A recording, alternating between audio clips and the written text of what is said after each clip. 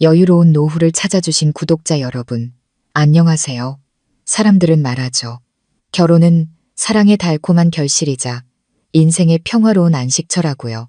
저 역시 그 말을 굳게 믿었습니다. 순수하게 그리고 온전하게요.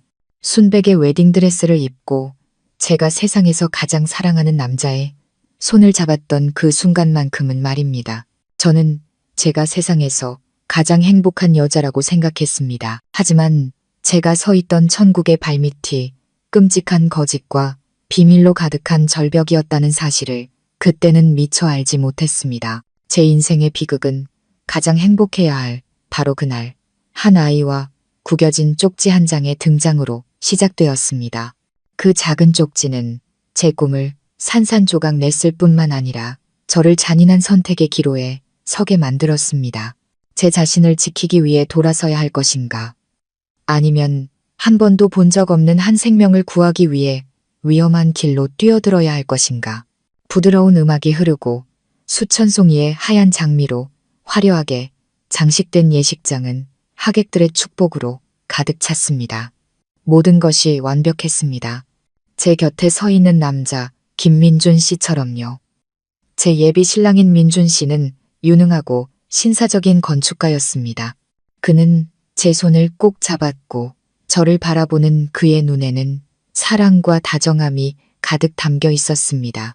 윤서야, 그가 제 귀에 대고 속삭였습니다. 내 곁에 와줘서 고마워. 오늘부터 세상에서 가장 좋은 것만 너에게 가져다 줄게. 저는 마음 깊은 곳에서 우러나오는 만족스러운 미소를 지었습니다. 2년간 알고 지내고 1년간 사랑하면서 민준 씨는 단 한 번도 제 마음을 불편하게 한 적이 없었습니다. 그는 늘 세심하고 배려심 깊었고 항상 저를 최우선으로 생각해 주었죠. 유치원 교사인 제 일을 존중해 주었고 저희 가족에게도 아들처럼 다정했습니다. 부모님은 그를 친아들처럼 여기셨고 친구들은 제가 몇 번의 생을 거쳐 덕을 쌓아야만 만날 수 있는 완벽한 남자를 만났다며 부러워했습니다. 저 또한 그렇게 믿었습니다. 주례 선생님이 엄숙한 목소리로 저희에게 결혼 반지를 교환하라고 요청했을 때 식장 안에 모든 하객들이 숨을 죽였습니다. 민준 씨가 제 손을 잡고 반짝이는 다이아몬드 반지를 제 약지에 끼우려던 순간이었습니다. 하지만 바로 그 신성한 순간 예식장 끝에서 어리고 겁먹은 듯한 목소리가 울려 퍼지며 장엄한 분위기를 깨뜨렸습니다. 아빠, 식장에 있던 모두가 일제히 뒤를 돌아보았습니다. 67살쯤 되어 보이는 한 남자아이가 작고 예쁜 턱시도를 입고 서 있었습니다. 옷은 조금 낡아 보였지만요. 크고 검은 눈망울의 아이는 똑바로 우리 쪽을 보고 있었습니다. 아이는 아주 영리해 보였지만 눈빛에는 형언할 수 없는 슬픔이 어려 있었습니다. 식장 안이 술렁이기 시작했습니다. 사람들은 무슨 일이 일어나고 있는지 이해하지 못한 채 서로를 쳐다보았습니다. 아빠라고? 누구를 아빠라고 부르는 거지? 심장이 미친 듯이 뛰기 시작했습니다. 저는 민준 씨를 돌아보며 설명을 바랐습니다. 하지만 저는 처음으로 그의 얼굴에서 핏기가 사라지는 것을 보았습니다. 늘 따뜻하던 미소는 굳어버렸고 그 자리에는 당혹감과 공포 그리고 약간의 두려움이 서려 있었습니다. 귀빈석에 앉아 계시던 그의 어머니 김 여사님도 걱정스러운 얼굴로 황급히 일어섰습니다.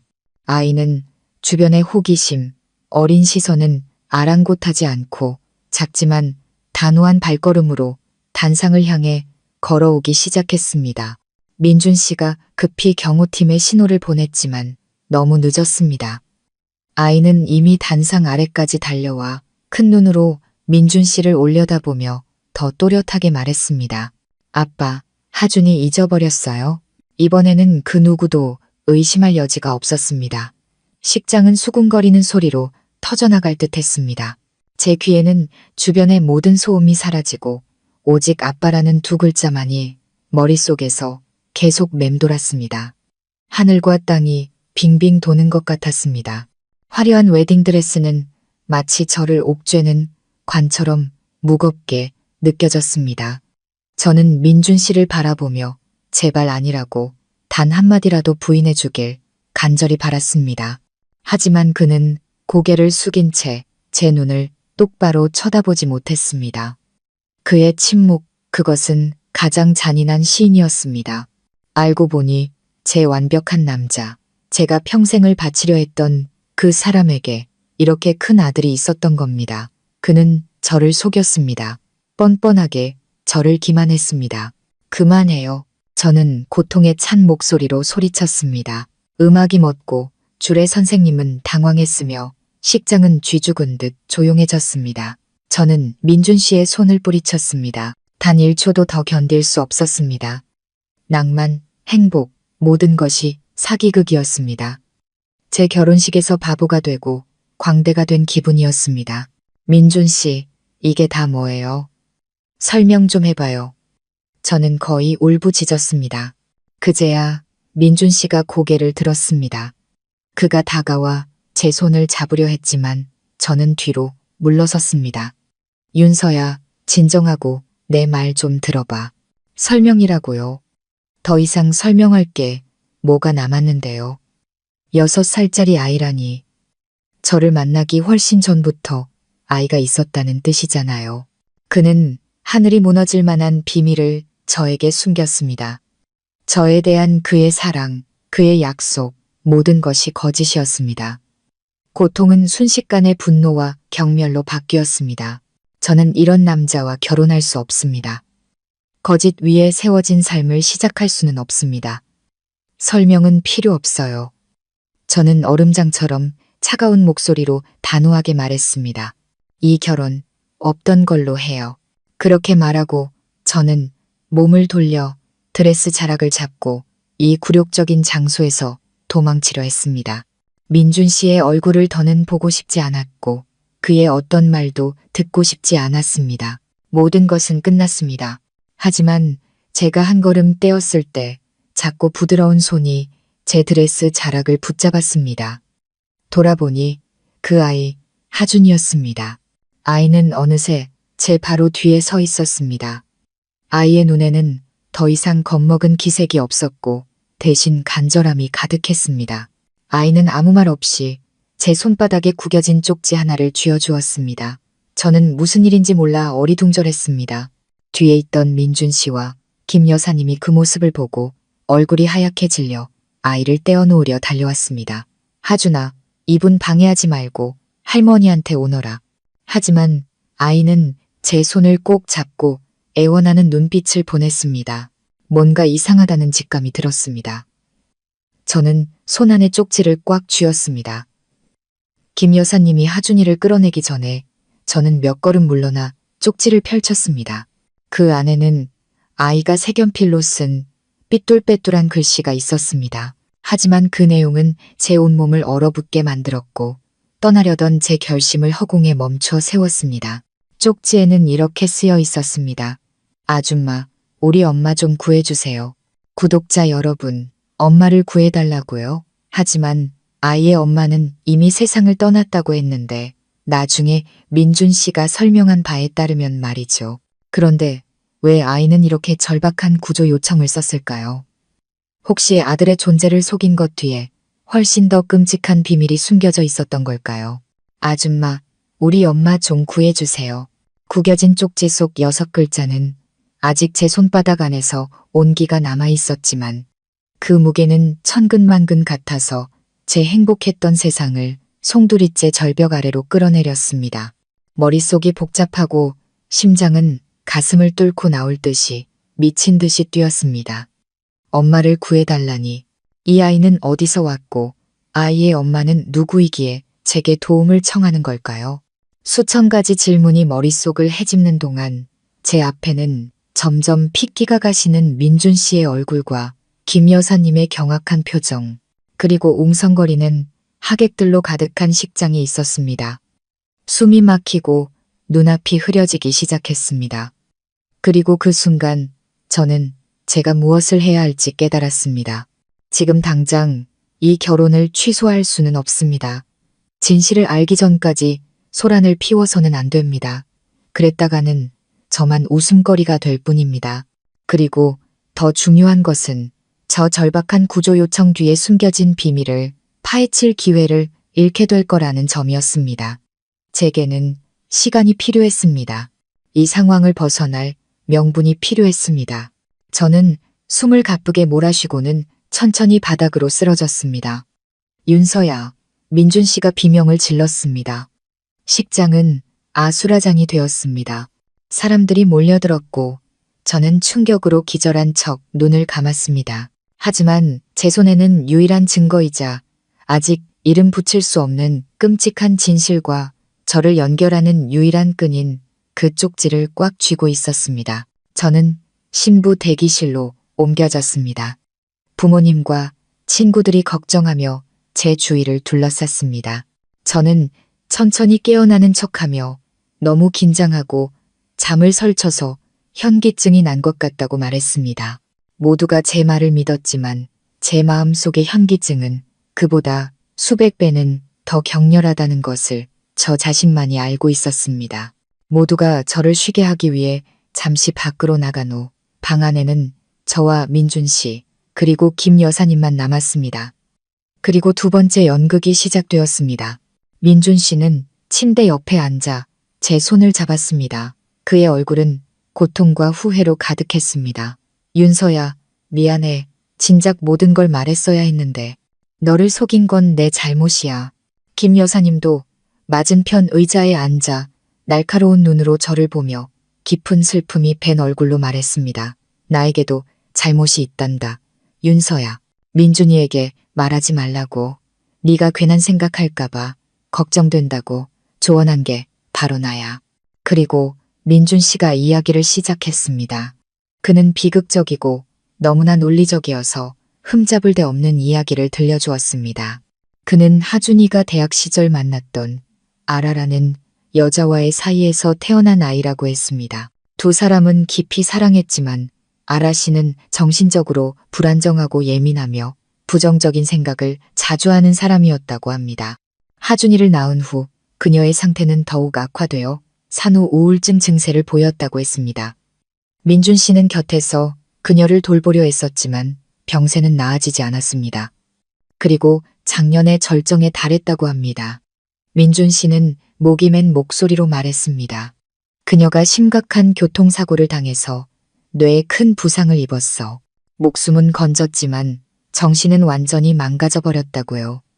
정신이 들 때도 있고 아닐 때도 있으며 누구도 알아보지 못하고 늘 공포에 떨며 살았다고 했습니다. 김 여사님이 안타까운 목소리로 말을 이었습니다. 아라네는 가족도 변변치 않아서 부모님도 일찍 돌아가셨단다.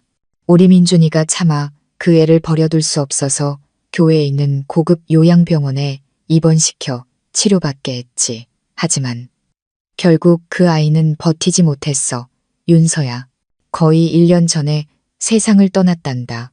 민준 씨가 제 손에 얼굴을 묻고 흐느꼈습니다. 그의 어깨가 떨렸습니다. 처음부터 너에게 말하고 싶었어. 하지만 두려웠어. 네가 아직 내가 옛사람을 잊지 못했다고 생각할까봐, 네가 하준이를 받아주지 않을까봐. 어머니 말씀이 맞았어. 과거는 잊고 너와 온전한 새 삶을 시작했어야 했는데 결혼식이 끝나면 하준이를 너에게 소개하고 함께 아이를 키우려 했어. 미안해, 윤서야. 정말 미안해. 완벽한 이야기였습니다. 책임감 있고 정이 많은 남자, 사려 깊은 미래의 시어머니, 엄마를 잃은 불쌍한 아이. 모든 것이 논리적이고 설명 가능했습니다. 왜 민준 씨가 저를 속였는지, 왜 김 여사님이 동조했는지 모든 게 설명되었습니다. 그의 거짓말은 동정받을 만한 아픔으로 둔갑했습니다. 만약 제 손에 그 쪽지가 없었다면 저도 믿었을 겁니다. 그의 의리에 감동해서 그를 안아주고 용서했을지도 모릅니다. 하지만 쪽지는 뜨거운 숯덩이처럼 제 손 안에 있었습니다. 아줌마, 우리 엄마 좀 구해주세요. 만약 하준이의 엄마가 1년 전에 죽었다면 왜 6살짜리 아이가 그런 글을 썼을까요? 아이들은 그렇게 복잡한 거짓말을 하지 못합니다. 그 구조 요청은 절대 착각일 리 없었습니다.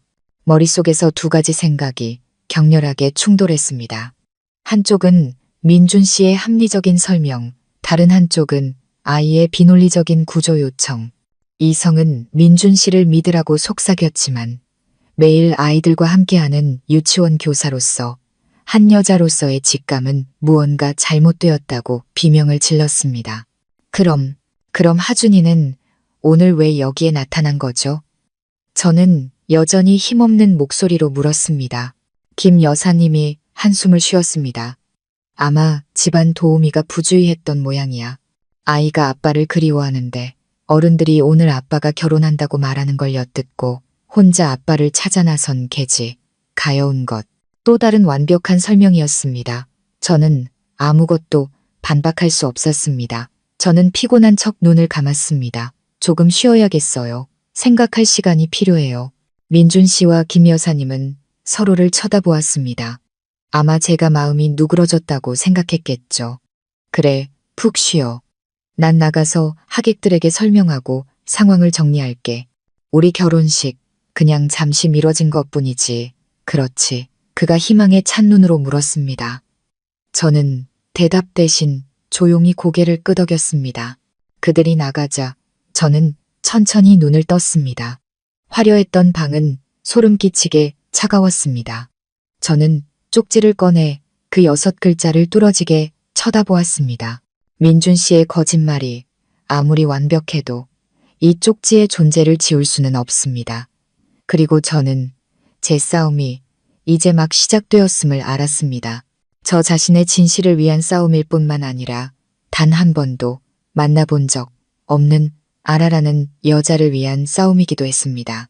그날 이후 저희 결혼식은 신부의 건강 문제로 잠정 연기되었다고 공식적으로 발표되었습니다. 이 설명은 친구들과 친척들의 호기심을 잠재우기에는 충분했지만 제 마음속에서 휘몰아치는 폭풍을 잠재울 수는 없었습니다. 저는 회복을 위해 조용한 공간이 필요하다는 핑계를 대고 민준 씨와 김 여사님께 며칠간 친정에가 있겠다고 허락을 구했습니다. 민준 씨는 아마 제가 사실을 받아들이고 마음을 추스를 시간이 필요하다고 생각했는지 선뜻 동의했습니다. 그는 매우 사려 깊은 척 매일 전화해서 안부를 묻고 꽃과 보양식을 보내왔습니다. 류치는 예비 신랑 역을 너무나 완벽하게 연기하고 있었죠. 하지만 저는 그 관심 뒤에 보이지 않는 감시가 있다는 것을 알았습니다. 그는 제가 여전히 자신의 통제하에 있는지 확인하고 싶었던 겁니다. 친정집에 돌아와 부모님 품에 안기니 비로소 진정한 안도감을 느낄 수 있었습니다. 부모님은 민준 씨에게서 공식적인 이야기를 들은 후 그를 매우 동정하셨습니다. 어머니는 오히려 제가 남편 될 사람의 아픔을 헤아려 주지 못해 그가 혼자 고통을 짊어지게 했다며 저를 나무라기까지 하셨습니다. 저는 그저 침묵했습니다. 제 의심을 말할 수 없었습니다. 아무런 증거도 없는 상태에서 부모님을 이 위험한 혼란 속으로 끌어들이고 싶지 않았습니다. 그날 밤 저는 잠을 이룰 수 없었습니다. 익숙한 침대에 누워 있었지만 마음은 먼 곳을 헤매고 있었습니다. 저는 하준이의 쪽지를 꺼내 수백 번이고 다시 읽었습니다. 아줌마, 우리 엄마 좀 구해주세요. 그 순진한 글씨에는 가슴 아픈 절박함이 담겨 있었습니다. 아이는 엄마가 정말로 세상을 떠났다면 이런 글을 쓰지 않았을 겁니다. 분명 무언가 사연이 있을 겁니다. 아라라는 그 여자, 어쩌면 아직 살아있을지도 모릅니다. 하지만 그녀가 살아있다면 왜 민준 씨는 거짓말을 했을까요? 왜 그와 그의 어머니는 그렇게 정교한 연극을 꾸며야만 했을까요? 답없는 질문들이 머릿속을 맴돌았습니다. 저는 외롭고 무력하게 느껴졌습니다. 제게는 이야기를 나눌 사람, 현명한 조언을 해줄 사람이 필요했습니다. 그리고 저는 제 친구 수진이가 떠올랐습니다. 수진이는 대학 시절부터 가장 친한 친구로 지금은 똑똑하고 날카로운 변호사입니다. 그 친구는 항상 냉철한 머리와 놀라운 논리적 분석 능력을 가지고 있었죠. 저는 전화기를 들고 잠시 망설이다가 수진이에게 전화를 걸기로 결심했습니다. 여보세요, 윤서야. 너 괜찮아? 결혼식에서 쓰러졌다고 들었는데 괜찮은 거야? 수화기 넘어 수진이의 목소리는 걱정으로 가득했습니다. 저는 심호흡을 했습니다. 수진아, 내 도움이 필요한 일이 있어. 아주 심각한 일이야. 저는 수진이에게 하준이의 등장부터 민준 씨의 완벽한 설명, 그리고 쪽지의 내용까지 모든 것을 하나도 빠짐없이 이야기했습니다. 감정에 휩쓸리지 않으려 애쓰며 꾹꾹 눌러 담아 말했습니다. 이야기를 다 듣고 수진이는 한참 동안 말이 없었습니다. 모든 것을 분석하고 있다는 것을 알 수 있었죠. 윤서야. 그 친구의 목소리는 훨씬 더 진지해졌습니다. 내 말 잘 들어. 첫째, 절대로 민준 씨 말을 전적으로 믿어서는 안 돼. 그의 이야기는 너무 완벽해. 그리고 너무 완벽한 것은 보통 거짓을 감추고 있지. 수진이의 말은 제게 찬물을 끼얹는 것처럼 정신을 번쩍 들게 했습니다. 둘째, 하준이의 쪽지가 바로 핵심이야. 6살짜리 아이가 갑자기 그런 문장을 써낼 리가 없어. 내 직감이 전적으로 맞아. 그 아이 엄마는 아직 살아있을 가능성이 매우 높아. 심장이 더 세게 뛰었습니다. 제 생각을 믿어주는 사람이 있었습니다. 그럼 나 이제 어떻게 해야 해? 저는 약간 떨리는 목소리로 물었습니다. 지금 가장 중요한 건 네가 침착해야 한다는 거야. 절대로 민준 씨와 그 어머니가 네가 의심하고 있다는 걸 눈치채게 해서는 안 돼. 넌 그들의 설명을 받아들인 척 해야 해. 그들을 이해하고 용서할 시간이 필요한 척 연기해야 한다고. 그래야만 그들이 경계를 풀 거고 내가 진실을 파헤칠 기회를 얻을 수 있어. 변호사다운 계산적인 목소리로 수진이가 말을 이었습니다. 그동안 넌 그 여자 아라라는 사람과 관련된 정보를 최대한 수집해. 아주 사소한 것이라도 괜찮아. 이름, 고향, 옛 친구들, 민준 씨에게서 최대한 자연스럽게 캐낼 수 있는 건 뭐든지. 넌 배우가 되어야 해. 윤서야. 배우라니 제가 그런 일을 해야 할 거라고는 상상도 못했습니다. 하지만 수진이의 말이 옳았습니다. 이것이 유일한 방법이었습니다. 만약 제가 지금 일을 크게 벌인다면 저는 영원히 진실을 알 수 없게 될지도 모릅니다. 그리고 만약 아라 씨가 정말로 위험에 처해 있다면 제 행동이 그녀를 해칠 수도 있습니다. 알았어. 제 목소리는 한결 단호해졌습니다. 하지만 너무 무서워. 수진아. 만약 일이 내가 생각하는 것보다 훨씬 더 끔찍하면 어떡하지? 두려워한다고 해결되는 건 없어. 수진이가 저를 안심시켰습니다. 넌 혼자가 아니야. 내가 있잖아. 내가 말한 대로 해. 정보를 수집해서 나한테 전부 보내줘. 내가 그걸 꿰어 맞춰줄게. 우리가 함께 진실을 찾아낼 거야. 수진이와의 통화는 제게 힘과 명확한 방향을 주었습니다. 저는 더 이상 혼란스럽고 길을 잃지 않았습니다. 제가 무엇을 해야 할지 알았습니다. 저는 적의 눈을 속이기 위해 슬픔에 잠긴 연약한 역할을 연기하는 배우가 될 것입니다. 저는 순종적인 어린 양이 될 것입니다. 하지만 그 하얀 털 아래에는 먹이를 노리는 여우의 날카로움이 숨겨져 있을 겁니다. 계획은 세워졌습니다. 첫 번째 단계로 저는 단서, 즉 매달릴 시작점이 필요했습니다. 그리고 문득 한 가지 세부 사항이 떠올랐습니다. 예전에 전혀 신경 쓰지 않았던 아주 작은 디테일이었습니다.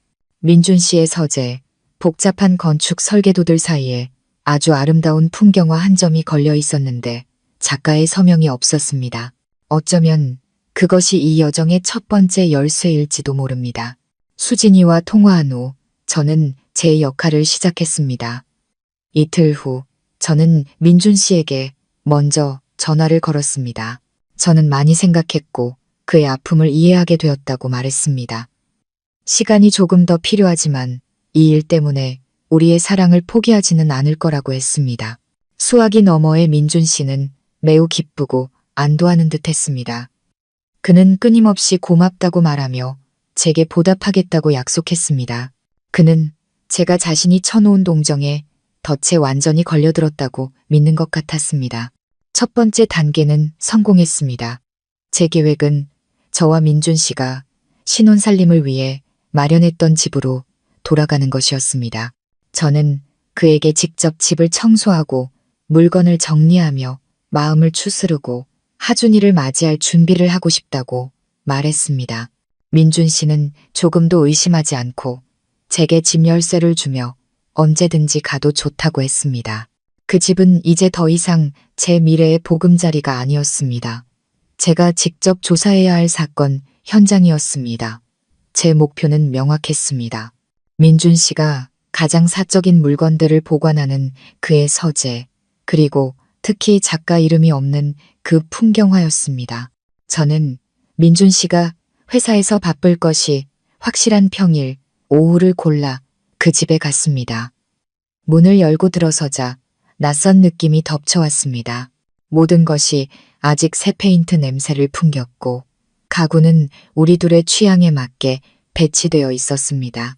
이곳은 행복의 천국이 될 수도 있었을 텐데 하지만 지금은 그저 가슴을 아프게 할 뿐이었습니다. 연약한 감정을 떨쳐내고 저는 민준 씨의 서재로 직행했습니다. 서재는 건축과 예술에 관한 책으로 가득 찬 높은 책장들로 매우 현대적으로 디자인되어 있었습니다. 그리고 작업용 책상 맞은편 벽에 그것이 걸려 있었습니다. 그 풍경화, 그림은 노란 해바라기가 만발한 언덕을 그리고 있었습니다. 멀리로는 안개 속에 잠긴 푸른 소나무 숲이 보였습니다. 아주 특징적인 제주의 풍경이었죠. 그림은 강렬한 생명력을 가지고 있었지만 자유분방한 붓 터치 속에는 어딘지 모를 슬픔이 배어 있었습니다. 예전에 민준 씨에게 이 그림의 작가에 대해 물어본 적이 있습니다. 그는 그저 웃으며 옛 친구가 선물한 그림인데 그 친구가 이름을 드러내는 것을 좋아하지 않는다고 말했습니다. 그때는 그 말을 믿었습니다. 하지만 지금은 이 그림이 아라 씨와 관련이 있다는 강한 예감이 들었습니다. 저는 조심스럽게 그림을 벽에서 내렸습니다. 꽤 무거웠습니다. 나무 액자는 매우 튼튼하게 만들어져 있었습니다. 심장이 쿵쾅거렸습니다. 과연 무언가를 찾을 수 있을까? 아니면 이 모든 것이 제 과민한 의심일 뿐일까? 저는 그림의 뒷면을 뒤집었습니다. 처음에는 아무것도 보이지 않았습니다. 그저 짙은 갈색의 합판뿐이었습니다. 조금 실망했습니다. 하지만 창문빛에 그림을 비스듬히 비춰보았을 때 무언가를 발견했습니다. 오른쪽 아래 구석에 아주 작고 희미하게 새겨진 글자들이 있었습니다. 거의 나무색에 묻혀 보이지 않을 정도였습니다. 저는 눈을 가늘게 뜨고 집중해서야 겨우 읽을 수 있었습니다. 그것은 매우 예술적이고 부드러운 필체로 새겨진 이름과 지명이었습니다. 아라, 제주 2018. 그 해는 6년 전이었습니다. 심장이 멎는 것 같았습니다. 아라. 그녀가 맞았습니다. 그녀가 바로 이 그림의 작가였습니다. 그리고 이 그림은 6년 전 제주에서 그려졌습니다. 하준이가 태어난 시기와 정확히 일치했습니다. 모든 것이 하나로 꿰어 맞춰지기 시작했습니다. 민준 씨는 거짓말을 했습니다. 그는 하준이의 존재뿐만 아니라 이 그림을 그린 사람에 대해서도 거짓말을 했습니다. 왜 그래야만 했을까요? 만약 아라 씨가 그저 세상을 떠난 옛 연인일 뿐이라면 왜 그는 그녀의 흔적을 이렇게까지 철저하게 숨겨야만 했을까요? 단서를 찾았다는 흥분은 금세 모호한 두려움으로 바뀌었습니다. 이 비밀은 제가 상상했던 것보다 훨씬 더 컸습니다. 저는 서둘러 그림을 원래 자리에 다시 걸어놓고 어떤 흔적도 남기지 않으려 애썼습니다. 떠나기 전 저는 서재를 한 바퀴 둘러보았습니다. 제 시선이 민준 씨의 노트북에 멈췄습니다. 저 안에는 무엇이 있을까? 저는 망설였습니다. 다른 사람의 컴퓨터를 해킹하는 것은 사생활 침해입니다. 하지만 이 상황에서 제게 다른 선택지는 없었습니다. 저는 몇 가지 익숙한 비밀번호를 입력해 보았습니다. 그의 생일, 제 생일, 우리의 기념일 모두 틀렸습니다. 문득 하준이가 떠올랐습니다. 저는 아이의 생일을 입력해 보았습니다. 화면이 밝아지며 잠금이 해제되었습니다. 비밀번호가 맞았습니다. 가슴이 철렁 내려앉았습니다. 알고 보니 그의 마음속에서 이 아들은 항상 중요한 자리를 차지하고 있었던 겁니다. 저는 재빨리 수진이가 준 USB를 꽂고 의심스러워 보이는 파일들을 선별적으로 복사했습니다. 이름이 이상하거나 별도의 암호가 걸린 폴더들이었습니다. 시간이 많지 않았기에 최대한 신속하게 모든 것을 처리해야 했습니다. 집을 나서자 마음이 무거웠습니다. 저는 첫 번째 단서들을 손에 쥐었습니다. 아라라는 이름, 제주라는 지명, 그리고 아직 열어보지 못한 비밀로 가득 찬 USB. 저는 즉시 수진이에게 전화를 걸었습니다. 수진아, 찾았어. 그 여자 이름은 아라고 제주도랑 관련이 있어. 제 목소리는 흥분과 불안함이 뒤섞여 있었습니다. 수화기 너머의 수진이도 매우 기뻐했습니다. 잘했어, 윤서야. 정말 잘했어. 네가 가진 거 전부 나한테 바로 보내. 그 이름을 가지고 내가 제주도 전체를 뒤져서라도 그녀가 누군지 찾아낼게. 이것이 단지 시작에 불과하다는 것을 알았습니다. 하지만 비밀의 문 하나가 열렸고 저는 아무리 두려워도 진실을 찾기 위해 그 안으로 들어가야만 했습니다. 제게는 이제 돌아갈 길이 없었습니다. 제 뒤에는 거짓의 절벽이 있고 앞에는 예측할 수 없는 위험으로 가득한 안개 속 길이 펼쳐져 있었습니다. 저에게서 정보를 받자마자 수진이는 즉시 행동에 착수했습니다. 아라라는 이름, 제주라는 지명, 그리고 예술이라는 분야를 가지고 그 친구는 변호사로서의 모든 인맥과 수사기술을 동원해 수색을 시작했습니다. 불과 이틀 후 수진이는 심각한 목소리로 제게 다시 전화를 걸었습니다. 윤서야, 찾아냈어. 그런데 이야기가 우리가 생각했던 것보다 훨씬 더 복잡해. 수진이가 찾아낸 정보에 따르면 그 여자의 전체 이름은 최아라였습니다. 그녀는 제주도 젊은 화가들 사이에서 꽤 유명한 이름이었습니다. 아라 씨는 천부적인 재능을 가진 화가로 알려져 있었고 특유의 낭만적이면서도 깊은 슬픔을 담은 스타일의 풍경화를 그렸습니다. 그녀의 그림은 전문가들로부터 높은 평가를 받았고 미래의 큰 인물이 될 것으로 예측되었습니다. 아라 씨는 부유한 가정 출신이었습니다. 그녀의 부모님은 제주도에서 여러 개의 미니 호텔을 운영하는 사업가였지만 아라 씨가 대학을 막 졸업했을 때 불의의 교통사고로 돌아가셨고 그녀에게 적지 않은 유산을 남겼습니다. 그녀와 민준 씨는 그가 제주도에 리조트 설계 프로젝트를 하러 왔을 때 만났습니다. 그들은 사랑에 빠졌고 하준이를 낳았습니다. 이 모든 정보는 민준 씨가 들려준 이야기와 적어도 초반부는 일치했습니다. 하지만 핵심은 뒷부분에 있었습니다. 약 5년 전 제주도 예술계를 뒤흔든 큰 사건이 있었습니다.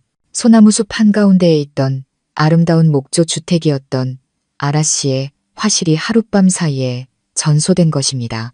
그녀의 가장 소중한 작품들, 큰 개인전을 위해 준비 중이던 그림들이 모두 불길에 휩싸여 사라졌습니다.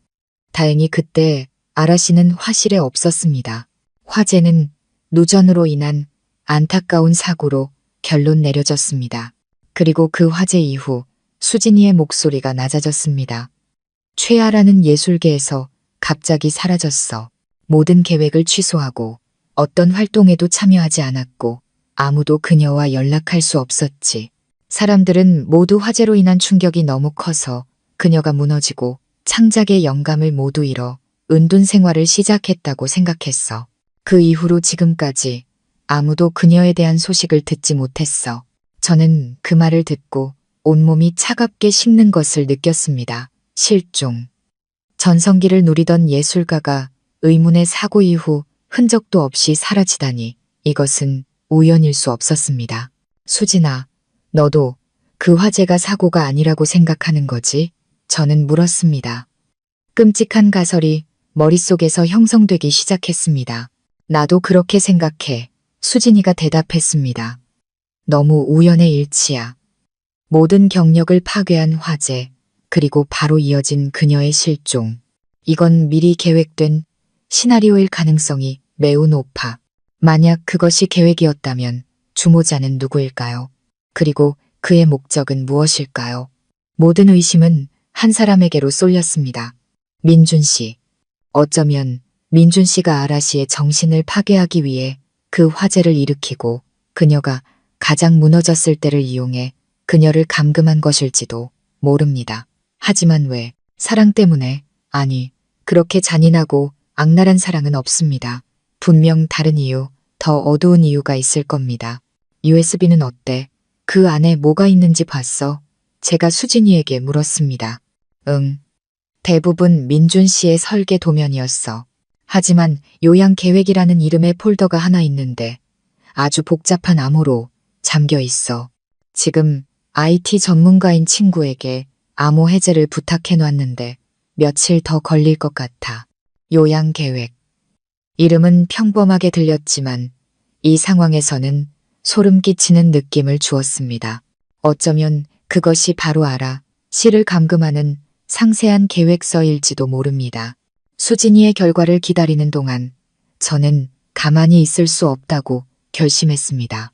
저는 비록 조각난 퍼즐 조각일지라도 제게 답을 줄 수 있는 유일한 사람에게 접근해야 했습니다. 바로 하준이었습니다. 저는 민준 씨에게 전화해서 몸이 많이 좋아졌고 하준이를 만나고 싶다고 말했습니다. 제가 그 아이를 받아들이려면 아이와 친해지고 정을 쌓을 시간이 필요하다고 했습니다. 민준 씨는 조금도 의심하지 않고 기쁘게 동의했습니다. 그는 주말에 저희 집 근처 공원으로 하준이를 데려와 우리 둘만의 시간을 갖게 해주겠다고 했습니다. 그는 여전히 제가 순종적인 어린 양이며 서서히 그의 계획에 순응하고 있다고 생각하고 있었습니다. 그 양이 이제 막 발톱을 드러낼 준비를 하고 있다는 것은 꿈에도 모른 채 말이죠. 하준이와의 만남은 도박이었습니다. 원래부터 수줍음이 많고 상처가 많은 6살 아이의 마음을 어떻게 열고 저를 믿게 할 수 있을까요?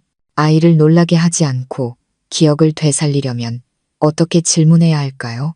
저는 몰랐습니다. 그저 시도해야 한다는 것만 알았습니다. 하준이를 위해, 그 아이의 불행한 어머니를 위해, 그리고 저 자신을 위해서요. 진실은 아주 가까이 있었지만 그곳으로 가는 길은 가시밭길이었습니다. 그리고 제 다음 발걸음이 모든 것을 결정할지도 모릅니다. 주말 민준 씨는 약속대로 하준이를 공원에 데려왔습니다. 그는 즐거운 가족 분위기를 만들려고 애썼습니다. 하준이에게 아이스크림과 풍선을 사주었죠. 하지만 저는 그의 모든 행동에서 어색함을 그리고 아이의 눈 뒤에 숨겨진 두려움을 똑똑히 볼 수 있었습니다. 하준이는 말이 거의 없었습니다. 아이는 질문을 받을 때만 작게 대답했고 항상 아빠의 시선을 피했습니다. 잠시 후 저는 민준 씨에게 볼 일이 있으면 먼저 가보라고 저와 하준이가 둘이서 놀며 시간을 보내겠다고 제안했습니다. 최대한 자연스럽게 보이려고 노력했습니다.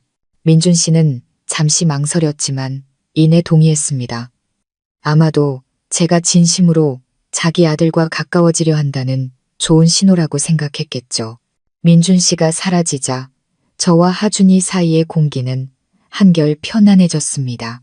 저는 서둘러 질문하지 않았습니다.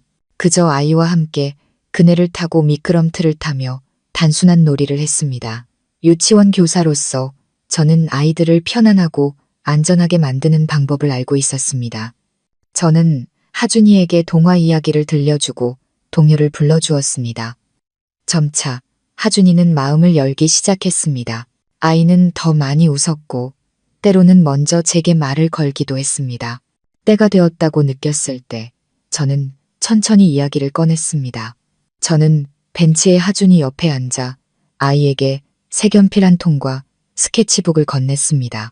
하준이는 그림을 참 잘 그리는구나. 집에서도 자주 그려? 저는 무심한 척 물었습니다. 하준이가 고개를 끄덕였습니다. 네, 엄마가 그림 그리는 거 가르쳐 주셨어요. 심장이 조금 더 빨리 뛰었습니다. 와, 어머님도 화가시구나. 그림을 아주 잘 그리시겠다. 그치? 네, 하준이가 말했습니다. 목소리에 자부심이 섞여 있었습니다. 우리 엄마가 세상에서 그림 제일 잘 그려요. 엄마는 꽃도 그리고 나무도 그리고 호수도 그려요. 호수. 이 디테일이 제 주의를 끌었습니다. 그럼 하준이네 집은 호수 근처에 있어? 제가 물었습니다. 하준이는 무언가를 기억해내려는 듯 잠시 멈칫했습니다. 아이는 저를 올려다보았고 크고 둥근 눈은 조금 멍해 보였습니다. 우리 집에는 아주 큰 창문이 있어요. 밖을 보면 아주 넓은 호수가 보여요. 엄마는 거기 앉아서 그림을 자주 그리셨어요. 맞았습니다. 호수가 보이는 창문이 있는 집. 이것은 매우 중요한 단서였습니다. 그럼 어머님은 지금 어디 계셔? 아줌마가 오랫동안 못 본 것 같네. 저는 아이를 겁주지 않으려고 최대한 부드럽게 물었습니다. 하준이의 입가에서 미소가 사라졌습니다. 아이는 고개를 푹 숙였고 목소리는 거의 들리지 않을 정도로 작아졌습니다. 엄마 아파요. 방 안에만 계셔야 해요. 밖으로 나오면 안 돼요. 엄마가 아프다고? 어디가 아프신데? 저는 가슴이 조여오는 것을 느끼며 물었습니다. 하준이가 고개를 저었습니다. 몰라요. 엄마는 그냥 자주 슬퍼해요. 혼자서 울어요. 할머니가 엄마는 병에 걸려서 약을 먹어야만 잠을 잘 수 있다고 했어요. 매일 약을 먹어야 잠을 잘 수 있다고요? 어린아이의 순진한 말에 등골이 오싹해졌습니다. 그게 신경안정제일까요? 그들이 약물을 사용해 아라 씨를 통제하고 그녀를 약하고 의존적으로 만들고 있는 걸까요? 너무 끔찍한 가설이었지만 아라 씨가 왜 스스로 탈출하지 못했는지를 설명해 주었습니다. 그럼 하준이는 엄마 방에 들어가서 같이 놀 수 있어. 저는 목소리에 떨림을 억누르며 물었습니다. 하준이가 고개를 세차게 저었습니다. 아니요, 할머니가 못 들어가게 해요. 엄마는 조용히 있어야 한다고 했어요. 저는 그냥 문틈으로만 엄마를 볼 수 있어요. 엄마가 너무 보고 싶어요. 여기까지 말하자 아이의 뺨 위로 두 줄기 눈물이 흘러내렸습니다. 아이는 소리내어 울지 않으려 애썼지만 작은 어깨는 계속해서 들썩였습니다. 그 모습에 제 심장이 산산조각 나는 것 같았습니다. 저는 하준이를 꼭 껴안고 등을 가볍게 토닥였습니다. 울지마, 아가, 울지마. 아줌마가 여기 있잖아. 다 괜찮아질 거야. 이제 제 마음속에는 그 두 모자에 대한 연민이 모든 두려움을 압도했습니다. 저는 더 이상 파혼이나 제 자신의 안전에 대해 생각하지 않았습니다. 오직 한 가지 생각뿐이었습니다. 그들을 구해야 한다. 아라 씨를 그 집에서 구해내 그녀에게 자유를 돌려주고 이 불쌍한 아이에게 엄마를 되찾아줘야 한다. 저는 하준이에게 스케치북을 건넸습니다. 하준아, 아줌마한테 너랑 엄마가 사는 집 좀 그려줄 수 있을까? 그 호수도 같이 그려줘. 하준이는 고개를 끄덕이며 서둘러 눈물을 닦았습니다. 아이는 색연필을 들고 열심히 그리기 시작했습니다. 6살 아이의 순진한 붓, 터치 아래 한 풍경이 서서히 드러났습니다. 완만한 언덕 위에 자리 잡은 붉은 기와지붕의 집. 집 앞에는 푸른 소나무 숲으로 둘러싸인 아주 넓은 호수가 있었습니다. 아주 특별한 디테일이 있었는데 그 집에는 둥근 창문이 있는 작은 탑이 높이 솟아 있었습니다. 저는 이 그림이 바로 다음 열쇠이자 아라 씨가 감금된 곳으로 저를 안내할 지도라는 것을 알았습니다. 저는 조심스럽게 그림을 가방에 넣었습니다.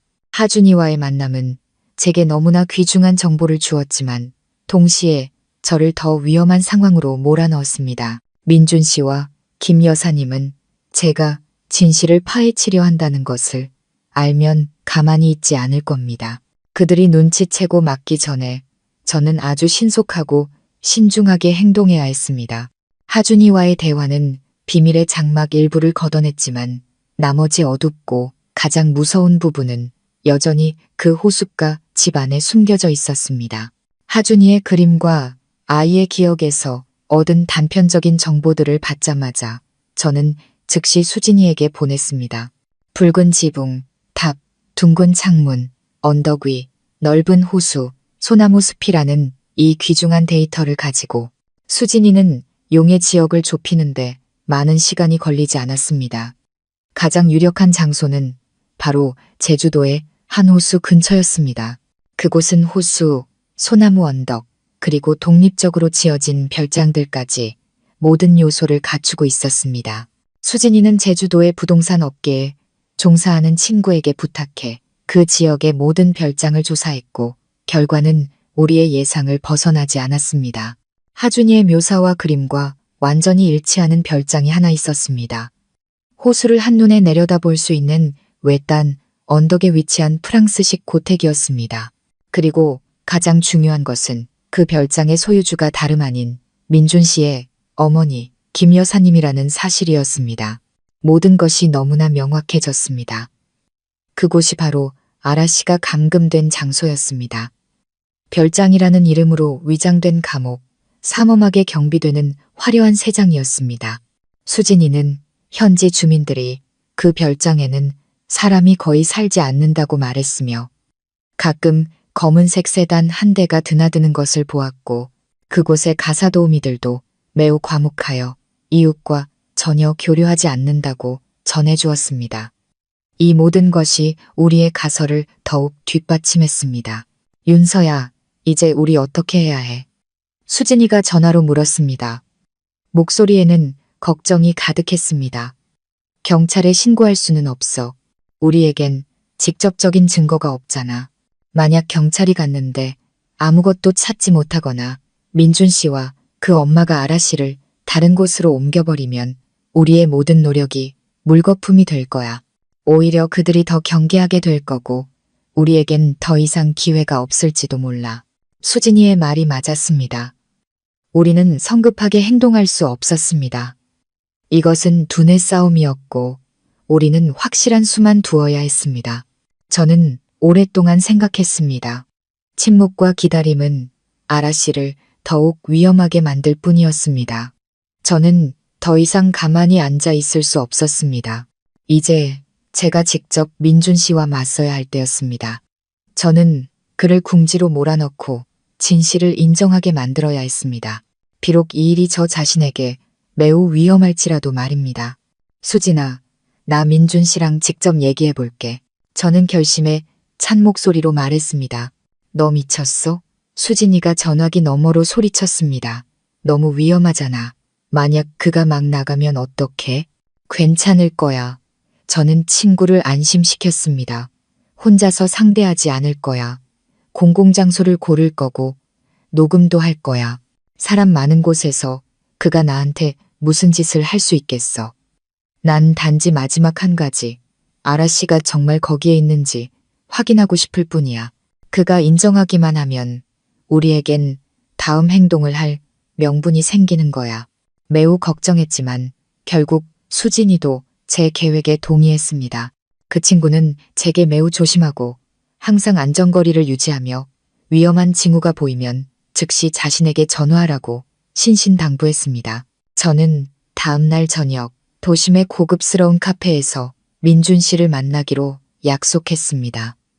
저는 생각을 많이 했고 그를 용서하기로 결심했다고 말했습니다. 하지만 관계를 이어가기 전에 명확히 하고 싶은 몇 가지 질문이 있다고 했습니다. 여전히 제가 자기 손아귀에 있다고 생각한 민준 씨는 기쁘게 약속을 받아들였습니다. 그는 마치 관계를 회복하는 데이트라도 되는 듯 멋지게 차려입고 큰 장미 꽃다발까지 들고 왔습니다. 저는 그를 보며 가슴 아픈 씁쓸함과 경멸을 느꼈습니다. 이 사람은 어떻게 이렇게 완벽하게 위선적일 수 있을까요? 몇 마디 형식적인 인사를 나눈 후 저는 더 이상 빙빙 돌리지 않았습니다. 저는 하준이의 그림을 찍어 축소한 사진을 테이블 위에 올려놓았습니다. 민준 씨, 이 집이 어디에 있는지 알려줄 수 있어요? 민준 씨는 사진을 보고 입가에 걸려있던 미소가 굳어졌습니다. 그는 저를 탐색하는 듯한 눈빛으로 쳐다보았습니다. 이건 그냥 하준이가 그린 그림일 뿐이야. 아이들이 상상해서 그린 거지 뭐. 신경 쓸 거 없어. 그는 화제를 돌리려 애썼습니다. 저는 옅게 웃었습니다. 상상이라고요? 그런데 어떻게 아이의 상상이 당신 어머니 명의로 된 제주도 호숫가 별장과 그렇게 기묘하게 일치할 수 있을까요? 민준 씨. 제 말은 폭탄과 같았습니다. 민준 씨의 얼굴은 즉시 창백해졌습니다. 그는 제가 이런 정보까지 알아냈을 거라고는 상상도 못했습니다. 당혹감은 순식간에 분노로 바뀌었습니다. 그는 더 이상 연기하지 않았습니다. 누가 너한테 이런 얘기를 해줬어? 사람 시켜서 날 감시하기라도 한 거야, 윤서 씨. 그는 으르렁거렸습니다. 목소리는 평소의 따뜻함을 잃어버렸습니다. 저는 그의 질문에 대답하지 않았습니다. 저는 그의 눈을 똑바로 쳐다보며 날카로운 목소리로 말했습니다. 아라 씨, 그녀가 거기에 있는 거죠? 대답해요, 민준 씨. 최아라 씨가 그 별장에 감금되어 있는 거 맞냐고요? 민준 씨는 한참 동안 말이 없었습니다. 그는 저를 뚫어지게 쳐다보았고 그 눈빛은 소름 끼치게 차가웠습니다. 우리 사이의 공기는 팽팽한 활시위처럼 긴장되었습니다. 저는 위험이 다가오고 있음을 느꼈지만 물러서지 않았습니다. 저는 답을 들어야 했습니다. 마침내 그가 비웃음을 터뜨렸습니다. 비뚤어지고 악의에 찬 웃음이었습니다. 맞아. 그가 이를 악물고 말했습니다. 그 여자가 거기에 있으면 어쩔 건데? 그의 인정은 비록 예상했던 바였지만 제 심장을 쿵 내려앉게 했습니다. 그렇다면 맞았습니다. 제 모든 의심이 사실이었습니다. 한 사람이 감금되어 자유를 박탈당하고 있었습니다. 하지만 왜요? 왜 그런 짓을 한 거예요? 제 목소리가 떨렸습니다. 그녀를 너무 사랑해서 가둬두기라도 한 건가요? 민준 씨는 다시 웃었습니다. 더 무서운 웃음이었습니다. 사랑? 윤서 씨, 너무 순진하네. 세상 모든 일이 사랑을 중심으로 돌아간다고 생각해? 그의 말에 저는 할 말을 잃었습니다. 사랑이 아니라면 대체 무엇 때문에? 병적인 집착보다 더 끔찍한 어떤 이유 때문에 그는 인정했습니다. 이 대결은 결과를 냈습니다.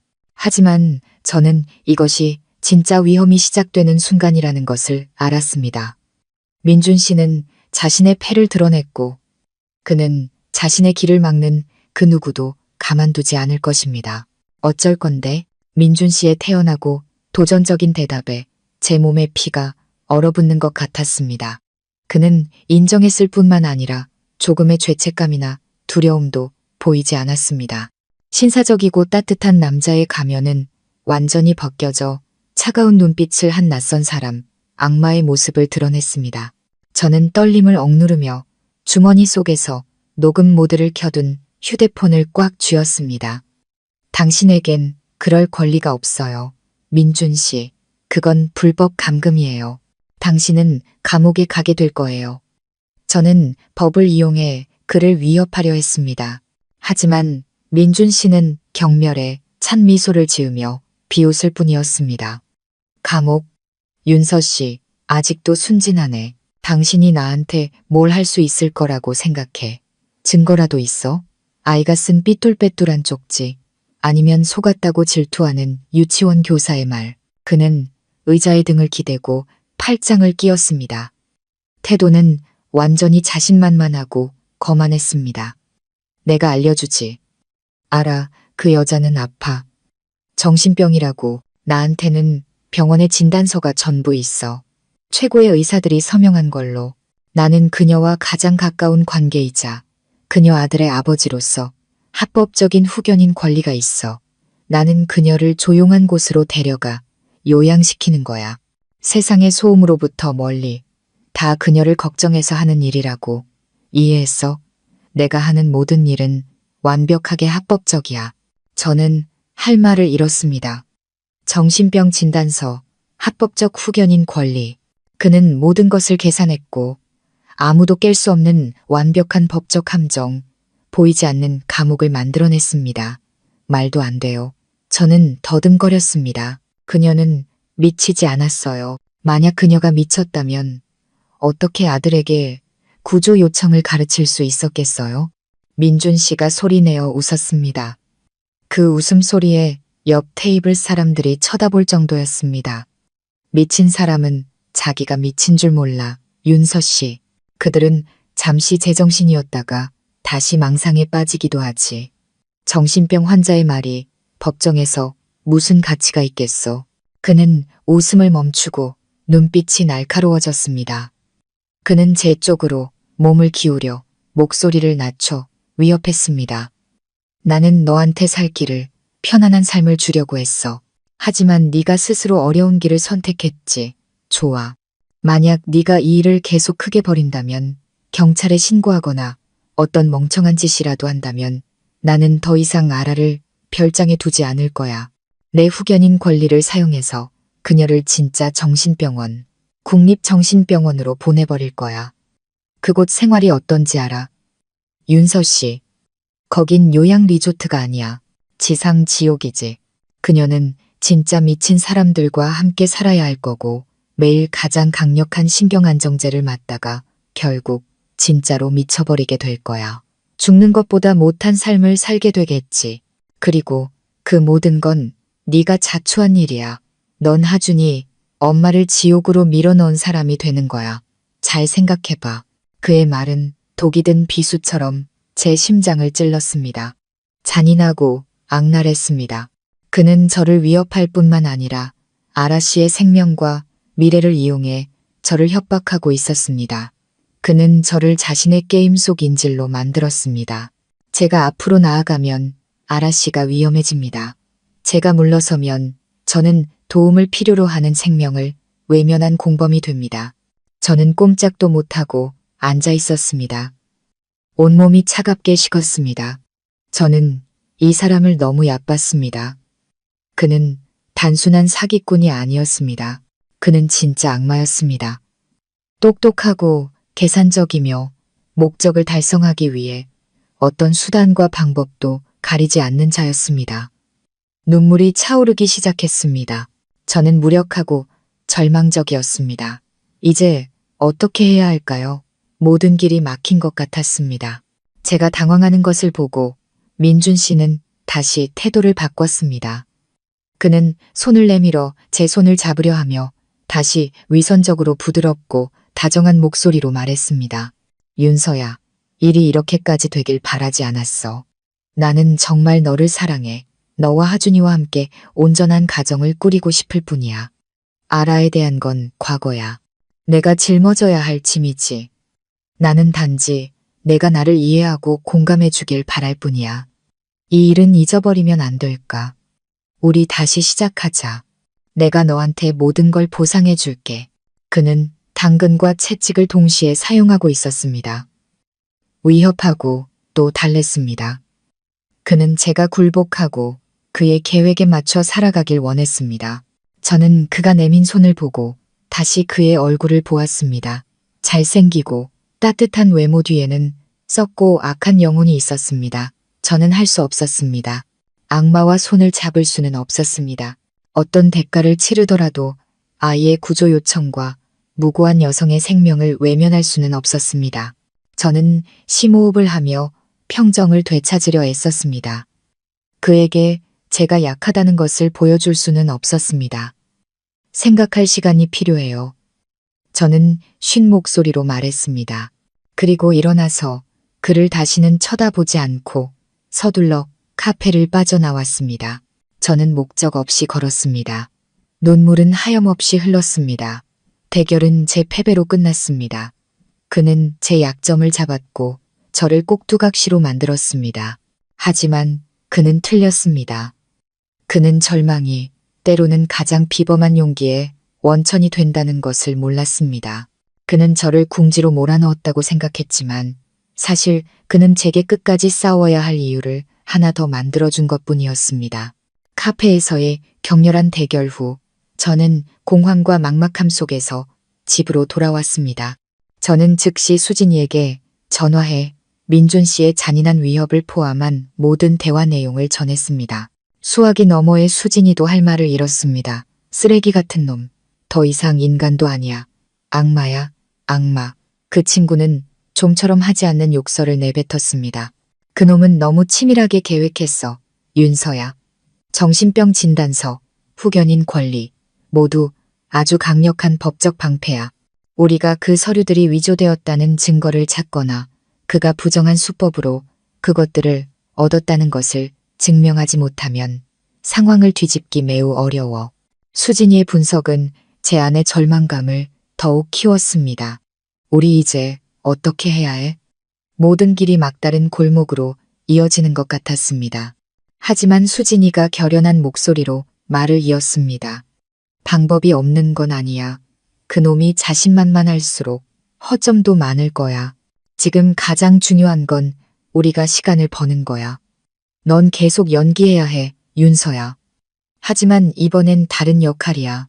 저는 어리둥절했습니다. 다른 역할이라니? 넌 그에게 완전히 굴복한 척 해야 해. 수진이가 설명했습니다.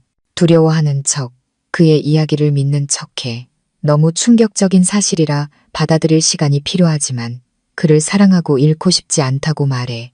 사랑에 빠진 연약한 여자로 너 자신을 만들어. 그래야만 그가 너를 완전히 믿고 더 많은 허점을 드러낼 거야. 저는 수진이의 의도를 이해했습니다. 이것은 위험한 심리 게임이었습니다. 저는 그 악마와 마주하고 위선과 두려움 속에서 살아야만 했습니다. 하지만 이것이 유일한 방법이었습니다. 네가 시간을 버는 동안 수진이가 계속해서 계획을 세웠습니다. 나는 두 가지 일을 할 거야. 첫째, 아라 씨에게 정신병 진단서를 발급해준 의사와 접촉할 방법을 찾을 거야. 그가 정말로 깨끗한 사람인지 조사할 거야. 둘째, 아라 씨의 가족의 유산에 대해 더 깊이 파고들 거야. 이 모든 일 뒤에는 분명 재정적인 이유가 있을 거야. 계획은 세워졌습니다. 저는 심호흡을 하고 제 인생에서 가장 어려운 역할을 맡을 준비를 했습니다. 다음 날 저는 민준 씨에게 다시 만나자고 먼저 연락했습니다. 저는 조용한 공원을 골랐습니다. 그리고 저는 울었습니다. 많이 울었습니다. 두려움과 무력감의 눈물이었습니다. 민준 씨는 그런 저를 보고 매우 만족스러워하는 듯 했습니다. 그는 저를 품에 안고 위로했습니다. 착하지. 이제 그만 울어. 네가 큰 충격을 받은 거 알아. 하지만 다 괜찮아질 거야. 내가 여기 있잖아. 그는 다시 따뜻하고 너그러운 남자의 가면을 썼습니다. 당신을 믿어요. 저는 흐느끼며 말했습니다. 당신이 하는 모든 일이 그녀를 위한 것이라고 믿어요. 하지만 너무 무서워요. 민준 씨. 제가 잘 해낼 수 있을지, 이렇게 복잡한 사실을 마주할 수 있을지 무서워요.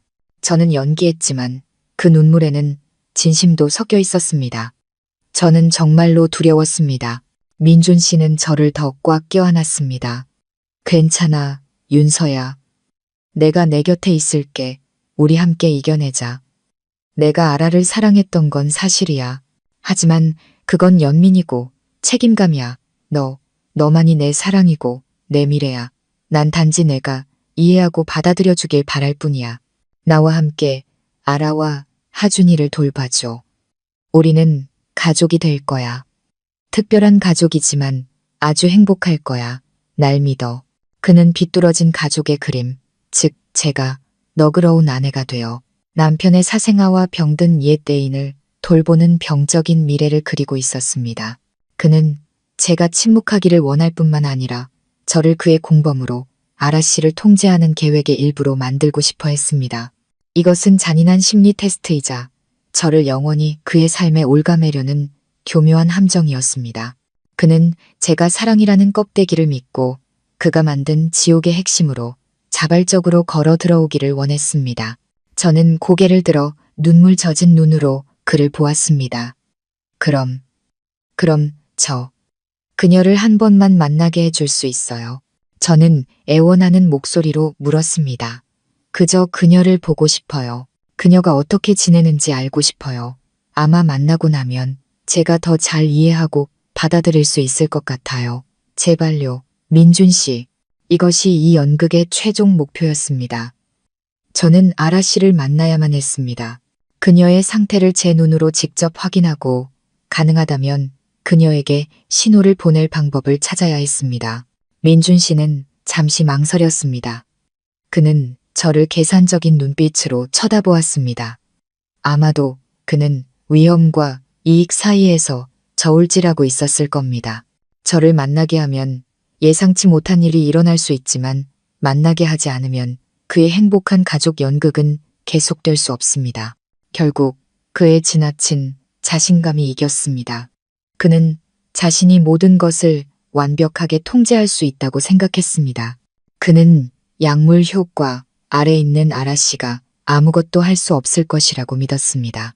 그리고 연약한 여자인 제가 그저 울고 받아들일 것이라고 믿었습니다. 좋아. 그는 잠시 침묵한 후 말했습니다. 내가 준비할게. 이번 주말에 우리 함께 제주도로 가자. 넌 그녀를 만나게 될 거야. 그의 동의에 제 심장은 기쁨과 불안으로 동시에 뛰었습니다. 계획이 성공했다는 기쁨과 이제 곧 혼자서 호랑이 굴로 들어가야 한다는 불안감. 그 만남은 모든 패를 뒤집는 마지막 승부가 될 것입니다. 제 앞에 무엇이 기다리고 있을지 알 수 없었습니다. 저는 단지 실패할 수 없다는 것만 알았습니다. 아라 씨의 생명과 제 자신의 생명이 모두 이 만남에 달려 있었기 때문입니다. 민준 씨의 동의는 중요한 진전이었지만 동시에 엄청난 도전이었습니다. 제게는 거의 불가능에 가까운 임무를 준비할 시간이 며칠밖에 없었습니다. 사랑에 빠진 여자의 역할을 완벽하게 소화하면서 동시에 적의 삼엄한 감시 아래 감금된 여성을 구할 방법을 찾아야 했습니다. 민준 씨와의 만남 직후 저는 즉시 수진이의 사무실로 갔습니다. 우리는 혼자서 행동할 수 없다는 것을 알았습니다. 이것은 더 이상 민사사건이 아니었습니다. 형사사건의 색깔을 띠고 있었습니다. 우리는 전문가의 도움이 필요해. 윤서야, 수진이가 말했습니다. 그 친구의 얼굴은 매우 진지했습니다. 내가 아는 사람이 한 명 있어. 강태식 씨라고. 전직 특수부대 장교 출신인데 지금은 보안 및 사설 탐정 회사를 운영해. 그 팀 실력이 아주 좋아서 이런 복잡하고 민감한 사건들을 전문적으로 처리해. 저는 즉시 동의했습니다. 민준 씨처럼 교활한 자를 상대하기 위해서는 경험과 기술을 가진 사람들이 필요했습니다. 강태식 씨와의 만남은 그날 오후 바로 이루어졌습니다. 그는 40대 중반의 남성으로 크고 다부진 체격에 날카로운 눈빛을 가졌으며 믿음직한 분위기를 풍겼습니다. 우리의 이야기를 모두 들은 후 그는 놀라지 않았습니다. 그는 단지 매우 현실적인 질문들을 던졌습니다. 그 별장의 출입구는 몇 개입니까? 보안 시스템, 카메라는 어떻습니까? 경비원은 몇 명입니까? 목표물인 아라 씨의 현재 건강 및 심리 상태는 어떻습니까?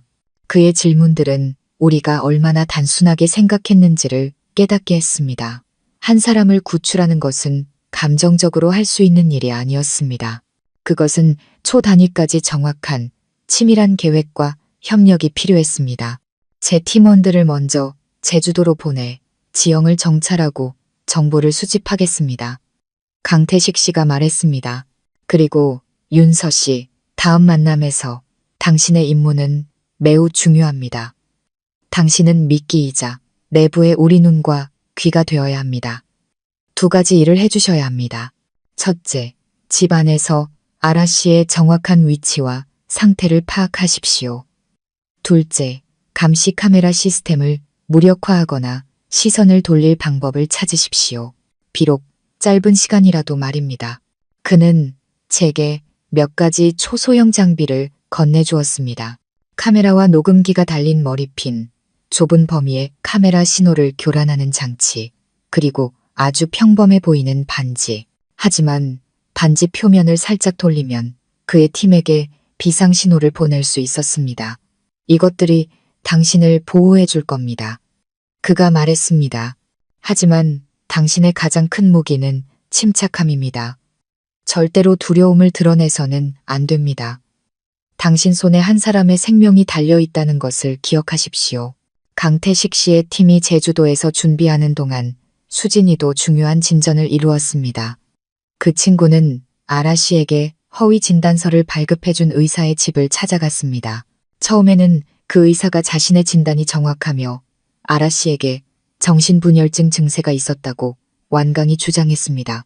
하지만 수진이가 그와 김 여사님 사이의 의심스러운 통화 기록과 금융거래 증거를 제시하고 그의 해외 유학 중인 아들에 대해 넌지시 언급하자 의사는 흔들리기 시작했습니다. 마침내 그는 인정했습니다. 그는 김 여사님에게서 거액의 돈을 받고 진료 기록을 조작했습니다. 그는 협박을 받았다고 말했지만 수진이는 그것이 한 의사의 탐욕과 비윤리적인 행동에 대한 변명일 뿐이라는 것을 알았습니다.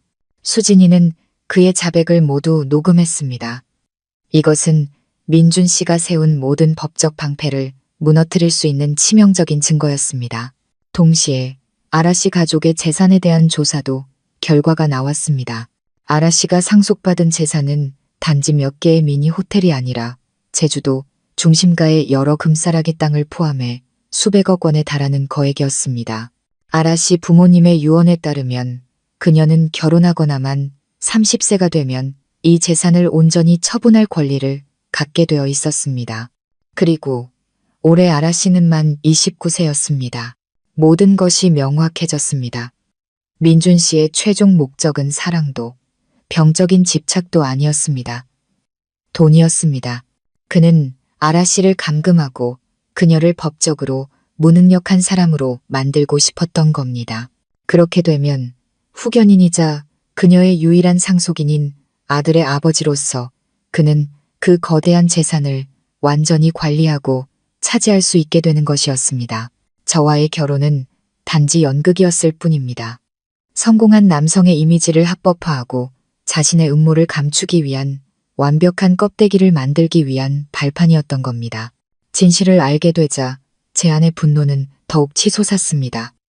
이 남자는 더 이상 인간이 아니었습니다. 그는 사랑, 결혼, 그리고 자신의 아이까지도 끝없는 탐욕을 채우기 위한 도구로 삼았습니다. 이제 구출 계획은 단지 아라 씨에게 자유를 되찾아주는 것뿐만 아니라 범죄를 막고 정의를 되찾기 위한 것이 되었습니다.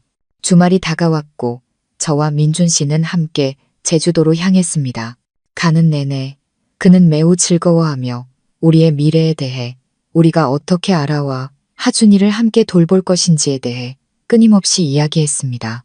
저는 옆에 앉아 미소 짓고 고개를 끄덕였지만 마음속은 폭풍우가 몰아치고 있었습니다. 머리핀은 제 머리카락에 조용히 꽂혀 있었고 비상신호, 반지는 제 손가락에 끼워져 있었습니다. 저는 준비되었습니다. 어떤 상황에 직면하더라도 저는 물러서지 않을 것입니다. 차는 호숫가 별장으로 이어지는 좁은 길로 들어서기 시작했습니다. 멀리서 그것이 보였습니다. 고풍스럽고 아름답지만 어딘지 모르게 음산하고 죽음의 기운을 내뿜는 집. 호랑이 굴이 바로 눈앞에 있었고 저는 곧 혼자서 그 안으로 들어가야 했습니다. 민준 씨의 차가 천천히 높은 철문을 지나 별장 안으로 들어섰습니다. 차가운 기운이 등줄기를 타고 흘렀습니다. 이곳은 정성스럽게 가꿔진 정원과 만개한 장미 덤불로 매우 아름다웠습니다. 하지만 그 아름다움은 숨막히는 감금의 분위기를 감출 수 없었습니다. 마치 황금으로 만든 새장 같았습니다. 아무리 화려해도 결국은 감옥일 뿐이었습니다. 김 여사님이 문 앞에서 기다리고 있었습니다. 그녀는 환한 미소를 지으며 제 손을 잡았습니다. 왔구나, 윤서야. 오는 길에 힘들지는 않았니? 그녀의 위선에 구역질이 날 것 같았습니다. 저는 그저 조용히 고개를 끄덕일 뿐이었습니다. 별장 내부는 고급스럽게 꾸며져 있었지만 삶의 온기가 느껴지지 않았습니다. 모든 것이 비정상적으로 조용했습니다. 민준 씨는 저를 거실을 지나 긴 복도로 안내했습니다. 그는 한 나무 문 앞에서 멈춰 섰습니다. 아라가 이 안에 있어. 그가 동정하는 척 목소리를 낮춰 말했습니다. 하지만 기억해. 그녀는 정신적으로 불안정해. 자극적인 말은 하지 말고 내가 얘기할 테니 넌 그냥 앉아서 듣기만 해. 그는 만남을 통제하려 했습니다. 제가 무슨 말을 해서 아라 씨가 비정상적인 반응을 보일까봐 두려워하는 것이었습니다. 저는 순종적으로 고개를 끄덕였습니다. 알았어요. 당신을 곤란하게 하지 않을게요. 민준 씨가 문을 열었습니다. 방은 매우 넓었고 하준이의 기억과 똑같이 호수를 바로 내다보는 큰 창문이 있었습니다. 하지만 바깥의 햇살은 방 안의 음울한 공기를 몰아내지 못하는 듯 했습니다. 창가에 놓인 안락의자에 한 여인이 우리에게 등을 돌리고 앉아 있었습니다. 그녀는 깡마르고 가냘팠고 긴 머리카락이 어깨 위로 늘어져 얼굴 대부분을 가리고 있었습니다. 소리를 듣고 그녀가 천천히 돌아섰습니다. 그리고 저는 숨을 멎었습니다. 아라씨였습니다. 얼굴은 수척하고 피부는 창백했지만 저는 여전히 예술가의 섬세한 아름다움을 알아볼 수 있었습니다. 하지만 그녀의 그 눈은 완전히 텅 비어 있었습니다. 마치 잔물결 하나 없는 고요한 호수처럼 어떤 표정도 담고 있지 않았습니다. 그녀는 우리를 낯선 사람 보듯 무서울이 많지 공허한 눈으로 쳐다보았습니다. 아라야, 나 왔어. 민준 씨가 다가가 소름 끼치도록 달콤한 목소리로 말했습니다. 친구 한 명 데리고 왔어. 이쪽은 윤서 씨, 내 예비 신부야. 아라 씨는 아무 반응이 없었습니다. 그녀의 눈은 저를 무심하게 훑고 지나가더니 다시 창밖을 향했습니다. 저는 이것이 약물 효과라는 것을 알았습니다. 그들은 고용량의 신경안정제를 사용해 재능 있고 아름다운 여성을 이렇게 영혼 없는 육체로 만들어버린 것입니다. 제 가슴은 고통과 분노로 뒤틀렸습니다. 저는 더 가까이 다가가 그녀의 눈에서 어떤 생명의 신호라도 찾아보려 애썼습니다. 안녕하세요. 저는 떨리는 목소리로 말했습니다. 저는 윤서예요. 저는 손을 내밀어 그녀의 손을 만지려 했지만 민준 씨가 한 발 빨랐습니다. 그는 제 손을 살짝 밀어냈습니다. 그러지 마, 윤서야. 그녀를 만지지 마. 낯선 사람을 좋아하지 않아. 그는 저를 막고 있었습니다. 저와 아라 씨가 어떤 접촉이라도 할까봐 두려워하는 것이었습니다. 김 여사님은 문가에 팔짱을 끼고 서서 날카로운 눈으로 제 모든 움직임을 감시했습니다. 저는 아라 씨 맞은편 의자에 앉았습니다. 무언가 해야만 했습니다. 제가 그녀를 구하러 왔다는 신호를 보내야 했습니다. 하지만 어떻게 말할 수도 드러내놓고 행동할 수도 없었습니다. 문득 머리핀이 생각났습니다. 저는 머리가 헝클어진 척하며 손을 들어 머리를 정돈했습니다. 저는 살짝 핀을 뺐다가 다시 꽂으며 핀에 달린 초소형 카메라가 아라 씨를 향하게 하여 그녀의 모습을 담으려 했습니다. 그런 다음 저는 이야기를 시작했습니다. 날씨나 정원의 꽃에 대한 시시콜콜한 이야기들이었죠. 저는 최대한 자연스러운 목소리를 내려고 노력했습니다. 하지만 사실 저는 메시지를 전달하고 있었습니다. 저는 유치원 교사로서의 제 일에 대해 이야기했습니다. 하준이라는 똑똑하고 활발한 아이에 대해 이야기했습니다. 제가 하준이라는 이름을 언급했을 때 아라 씨의 눈꺼풀이 미세하게 떨리는 것을 보았습니다. 아주 작은 반응이었지만 저는 보았습니다. 그녀는 아직 의식이 있었습니다. 그녀는 제가 하는 말을 듣고 이해하고 있었습니다. 제 안에 희망이 다시 솟아올랐습니다. 더 강력한 신호를 보낼 방법을 찾아야 했습니다. 저는 기회를 찾기 위해 방 안을 둘러보았습니다. 제 시선이 테이블 위에 놓인 텔레비전 리모컨에 멈췄습니다. 한 가지 생각이 떠올랐습니다. 저는 기침을 몇 번 하는 척하며 민준 씨에게 말했습니다. 민준 씨, 여기 공기가 좀 답답한데 음악 좀 틀어줄 수 있어요? 가사 없는 음악으로요. 아라 씨 마음이 편안해지도록요. 민준 씨는 내키지 않는 듯 했지만 제 간절한 표정에 결국 고개를 끄덕였습니다. 그는 리모컨을 들고 조용한 클래식 음악을 틀었습니다. 음악이 울려 퍼지며 팽팽한 침묵을 깼습니다. 바로 지금이 제 기회였습니다. 민준 씨와 김 여사님이 주의를 기울이지 않는 동안 저는 살며시 손을 테이블 아래로 내려 카메라 신호 교란 장치를 켰습니다. 이 방에는 분명 숨겨진 카메라가 있을 것이고 이 행동은 강태식 씨의 팀에게 제가 준비되었다는 것을 알리는 신호가 될 것이었습니다. 그런 다음 저는 아라 씨를 똑바로 쳐다보았습니다. 저는 검지로 테이블 표면을 가볍게 두드렸습니다. 빠르게 3번, 느리게 2번. 그것은 SOS를 뜻하는 모습 부호였습니다.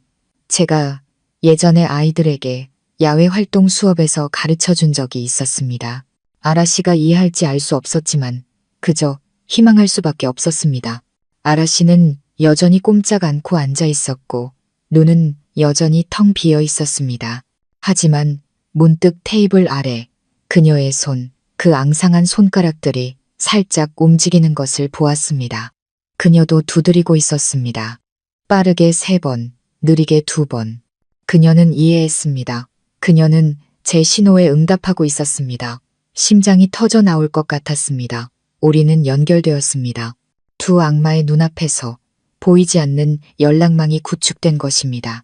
바로 그때 별장 전체가 갑자기 어둠에 잠겼습니다. 불이 꺼지고 음악도 멎었습니다. 정전이었습니다. 구출 계획이 공식적으로 시작된 것입니다. 갑작스러운 어둠이 덮치자 모든 것이 잠시 침묵에 잠겼고 곧바로 김 여사님의 날카로운 비명이 터져 나왔습니다. 어머나, 이게 무슨 일이야? 정전이야? 민준 씨도 당황한 기색이었습니다. 그는 서둘러 휴대폰을 꺼내 손전등을 켰습니다. 아마 전력 문제일 거예요. 어머니, 진정하세요. 제가 나가서 차단기 좀 확인해 볼게요. 민준 씨 휴대폰의 희미한 불빛이 방안을 이리저리 비추며 벽에 기이하고 비뚤어진 그림자들을 만들어냈습니다. 상황은 혼란스럽고 긴박해졌습니다. 이것이 바로 강태식 씨의 팀이 만들어낸 기회이자 제 유일한 기회였습니다. 저는 행동할 시간이 불과 몇 분, 아니 몇 초밖에 없다는 것을 알았습니다. 민준 씨와 김 여사님이 예기치 못한 사고로 경계를 늦춘 틈을 타 저는 재빨리 아라 씨에게 달려갔습니다. 저는 아무 말 없이 그녀의 차가운 손을 잡고 힘껏 끌어당겼습니다. 그리고 단 한마디 하준이요 라고 속삭였습니다. 마치 모든 생명력을 잃은 듯 보였던 여인이 갑자기 놀라운 반응을 보였습니다. 그녀는 저항하지 않고 즉시 일어나 단호하게 저를 따라 나섰습니다. 아마도 제 신호가 그녀 안에 잠들어 있던 생존 의지를 깨운 모양입니다. 두 사람 어디가? 뒤에서 민준 씨의 으르렁거리는 목소리가 들렸습니다. 그는 제 의도를 알아차렸습니다. 그의 휴대폰 불빛이 우리 얼굴을 똑바로 비췄습니다. 어둠 속 그의 얼굴은 흉측해 보였습니다. 윤서 씨, 미쳤어. 그 여자나. 그가 우리를 막으려 달려들었습니다. 하지만 바로 그때 쾅하는 굉음이 울렸습니다. 호수를 내다보던 큰 창문이 산산조각 났습니다. 검은 옷에 복면을 쓴 두 남자가 재빠르게 방 안으로 뛰어들었습니다. 강태식 씨의 팀원들이었습니다. 민준 씨와 김 여사님은 무슨 일이 일어나는지 이해하지 못한 채 얼어붙었습니다. 팀원 중 한 명이 달려들어 전문적인 격투 기술로 민준 씨를 바닥에 쓰러뜨렸습니다. 다른 한 명은 김 여사님 앞을 막아섰고 그 날카로운 눈빛에 그녀는 한마디도 하지 못했습니다.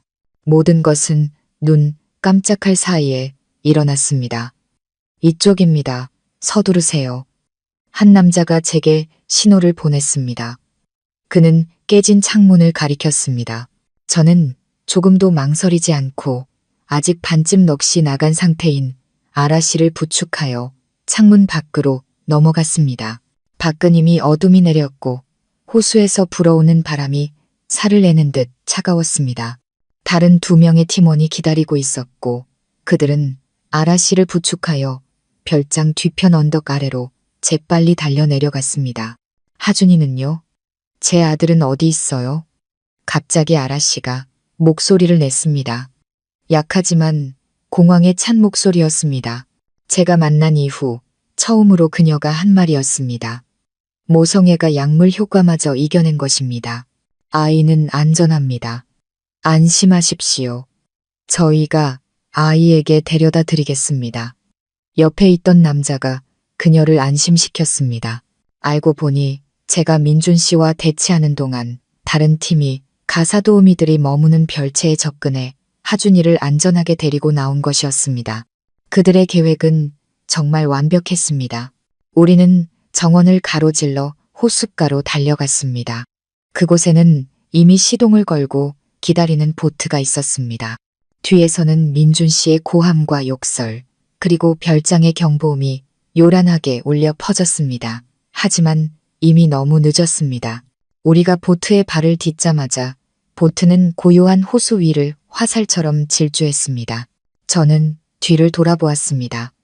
별장에서 새어나오는 불빛 아래 깨진 창가에 무력하게 서 있는 민준 씨와 김 여사님의 그림자가 보였습니다. 그들은 패배했습니다.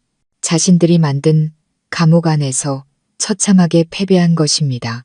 보트는 우리를 호수 반대편의 비밀 선착장으로 데려갔습니다. 자동차 한 대가 기다리고 있었습니다. 차 안에는 하준이가 앉아 있었습니다. 아이는 상처 하나 없이 안전했습니다. 엄마를 보자 하준이는 엉엉 소리내어 울며 아라 씨에게 달려가 안겼습니다. 엄마 보고 싶었어요. 아라 씨도 아들을 끌어안고 눈물을 흘렸습니다. 그녀는 아무 말도 하지 못하고 그저 아들의 머리와 이마에 계속해서 입을 맞췄습니다. 그 광경에 저도 눈물을 참을 수 없었습니다. 감동과 안도의 눈물이었습니다. 폭풍 같았던 작전은 성공했습니다. 우리는 그들을 구해냈습니다.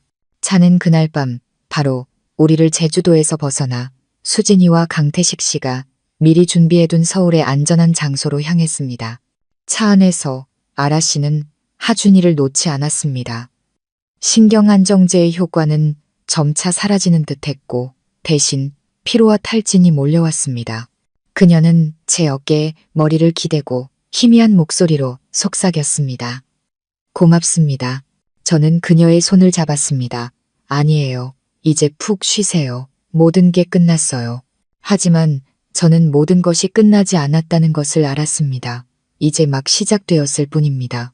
민준 씨와 김 여사님은 분명 가만히 있지 않을 것입니다. 그들은 우리를 찾기 위해 아라 씨의 입을 막기 위해 모든 수단을 동원할 것입니다. 그리고 더 중요한 것은 5년간의 감금 뒤에 숨겨진 진실, 민준 씨가 그런 끔찍한 일을 저질러야만 했던 진짜 이유는 아직 미스터리로 남아있다는 것입니다. 그리고 그 미스터리의 해답은 오직 한 사람, 아라 씨만이 알고 있었습니다. 우리는 기다려야 했습니다. 그녀가 자신의 끔찍했던 이야기를 모두 털어놓을 수 있을 만큼 충분히 안정을 되찾고 건강해질 때까지 기다려야 했습니다. 우리는 아라 씨 모자를 서울의 삼엄한 경비가 갖춰진 고급 서비스 레지던스로 옮겼습니다. 그곳은 아무도 찾을 수 없는 완벽하게 안전한 곳이었습니다. 수진이와 강태식 씨가 이미 그곳에 와 있었고 아라 씨의 상태를 확인하고 돕기 위해 여성 심리 상담사도 초빙되었습니다. 처음 며칠간 아라 씨는 거의 말을 하지 않았습니다. 충격과 장기간의 약물 복용으로 인해 그녀의 정신은 극도로 쇠약해져 있었습니다. 그녀는 그저 하준이를 끌어안고 항상 두려움에 찬 눈빛을 하고 있었습니다. 우리는 누구도 그녀를 재촉하지 않았습니다. 우리는 그녀에게 시간을 주었고 스스로 회복할 수 있는 안전한 공간을 제공했습니다. 심리상담사는 매우 헌신적으로 일했습니다. 그녀는 아라 씨가 정신병이 전혀 없으며 단지 장기간의 감금과 약물 남용으로 인한 심각한 불안장애와 우울증을 겪고 있다고 말했습니다. 그것은 충분히 치료 가능한 심리적 증후군이었습니다. 점차 우리의 보살핌과 아들이라는 큰 위안 속에서 아라 씨는 긍정적인 변화를 보이기 시작했습니다. 그녀는 식사를 하고 더 많은 대화를 나누기 시작했습니다. 그리고 구출된 지 일주일 후 방 안에 저와 수진이 그리고 아라 씨만 있던 어느 오후 그녀는 자신의 모든 이야기를 털어놓기로 결심했습니다. 우리가 상상했던 것보다 훨씬 더 끔찍한 이야기였습니다. 저와 민준 씨는 진심으로 사랑했어요. 아라 씨가 입을 열었습니다. 목소리는 아직 약했지만 한결 또렷해졌습니다. 적어도 저는 그렇게 생각했어요. 그녀는 과거의 민준 씨가 매우 재능 있고 낭만적이지만 야망도 큰 남자였다고 말했습니다. 그는 아라 씨를 사랑했지만 그녀의 집안과 재산도 사랑했습니다. 아라 씨의 부모님이 돌아가신 후 민준 씨는 든든한 버팀목이 되어 그녀의 호텔 사업 관리를 도왔습니다. 하지만 점차 그는 자신의 통제욕을 드러내기 시작했습니다. 그는 아라 씨가 화가로서의 경력을 계속 이어가는 것을 원치 않았습니다. 그는 자신이 그녀를 충분히 책임질 수 있으며 여자는 집에서 가정을 돌봐야 한다고 말했습니다. 그때 저는 그를 너무 사랑하고 믿었어요. 아라 씨가 먼 곳을 응시하며 말했습니다. 저는 전시회를 포기하고 그와 하준이를 위해 모든 시간을 바치기로 동의했어요.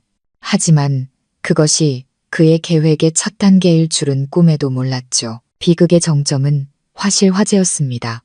그건 사고가 아니었어요. 아라 씨는 두 손을 꽉 쥐며 단언했습니다. 민준 씨가 일부러 저지른 짓이에요. 그날 밤 그는 제게 아주 강한 수면제를 먹였어요. 제가 깨어났을 때 모든 것이 잿더미가 되어 있었죠. 제 몸이 차갑게 식었습니다. 우리의 직감이 옳았습니다. 화재 이후 저는 완전히 무너졌어요. 아라 씨는 눈물을 흘리며 말을 이었습니다. 바로 그때 그가 행동을 시작했어요. 그는 제가 심리적 충격이 너무 커서 조용한 곳에서 휴식을 취해야 한다고 말했어요. 그리고 저를 그 별장으로 데려갔죠. 처음에는 모든 것이 평범했어요. 하지만 점차 그는 제게 약을 먹이기 시작했어요. 그게 보약이고 잠을 잘 자게 도와준다고 했죠. 하지만 저는 그게 신경안정제라는 걸 알았어요. 그 약은 저를 항상 몽롱하고 피곤한 상태로 만들었고 저항할 힘조차 없게 만들었죠. 그는 아라 씨를 외부 세계로부터 완전히 고립시켰습니다. 그는 그녀와 친구들의 모든 연락을 끊었고 사람들에게는 아라 씨가 해외로 이민을 갔다고 말했습니다. 심지어 그녀의 미친 병이 아들에게 영향을 미칠까 두렵다는 이유로 아들과의 만남조차 제한했습니다. 그는 제가 미쳤다고 믿게 만들고 싶었어요. 아라 씨는 분노에 찬 목소리로 말했습니다. 그는 계속해서 제게 망상에 빠져 있다고 제가 기억하는 것들은 사실이 아니라고 말했어요. 심지어 늙은 의사 한 명을 데려와서는 제가 정신분열증이라고 진단하게 했죠. 점차 저 자신조차 의심하기 시작했어요. 어떤 순간에는 제가 정말로 미쳐버렸다고 생각하기도 했죠. 하지만 왜 그런 짓까지 해야만 했을까요? 수진이가 분노를 감추지 못하고 물었습니다. 아라 씨는 심호흡을 한 후 모든 것을 설명해주는 마지막 진실을 털어놓았습니다. 돈 때문에요. 제 유산 때문에요. 아버지의 유언에 따르면 저는 결혼하거나 만 30세가 되어야만 그 재산을 온전히 소유하고 처분할 수 있었어요. 민준 씨는 그걸 알고 있었죠. 그는 저와 결혼하고 싶지 않았어요. 결혼하면 권리를 나눠야 하니까요. 그는 모든 것을 독차지하고 싶었던 거예요. 그의 계획은 제가 만 30세가 되기 전에 저를 감금하고 법적으로 무능력한 사람으로 만드는 것이었어요. 그렇게 되면 후견인이자 제 유일한 상속인인 하준이의 아버지로서 그 재산을 손에 쥐게 되는 거였죠. 당신과의 결혼은 아라 씨가 저를 돌아보며 미안한 눈빛으로 말했습니다. 그의 껍데기를 완성하기 위한 연극이었을 뿐이에요. 그가 갑자기 거에게 돈을 손에 쥐었을 때 아무도 의심하지 않게 하려고요. 이야기가 끝나자 방은 침묵에 잠겼습니다. 저와 수진이는 할 말을 잃고 서로를 쳐다보았습니다. 인간의 탐욕은 정말 끝이 없었습니다. 돈 때문에 사랑과 인간성을 짓밟고 한 여성의 인생을 파괴하며 자신의 친아들의 유년기마저 빼앗을 준비가 되어 있었던 것입니다. 아라 씨의 진술과 수진이가 녹음한 의사의 자백은 반박할 수 없는 증거가 되었습니다. 큰 형사 사건이 곧 열릴 것이고 이번에는 민준 씨와 김 여사님에게 어떤 도망갈 길도 없을 것입니다. 하늘의 그물은 넓고 성기지만 결코 놓치는 법이 없습니다. 악인들이 자신들의 죄값을 치를 때가 왔습니다. 아라씨의 상세한 진술, 의사의 자백 녹음, 그리고 그녀의 몸에서 장기간 고용량의 신경안정제 성분이 검출되었다는 의학적 감정 결과까지 수진이는 경찰에 신고할 충분한 증거를 확보했습니다.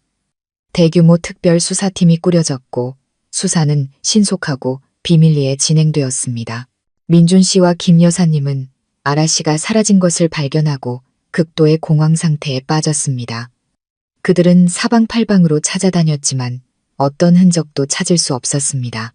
일이 커질까 두려워 경찰에 신고할 엄두도 내지 못했습니다. 그들은 언제 폭풍이 닥칠지 모른다는 두려움 속에서 살아야 했고 그 폭풍은 그들의 생각보다 빨리 찾아왔습니다. 어느 날 아침 민준 씨가 회사에서 회의를 하던 중 형사팀이 갑자기 들이닥쳤습니다. 모든 직원이 경악하는 가운데 긴급 체포 영장과 수색 영장이 큰 소리로 낭독되었습니다. 민준 씨는 아무런 저항도 하지 못했습니다. 그의 얼굴은 창백해졌고 다리는 힘이 풀렸습니다.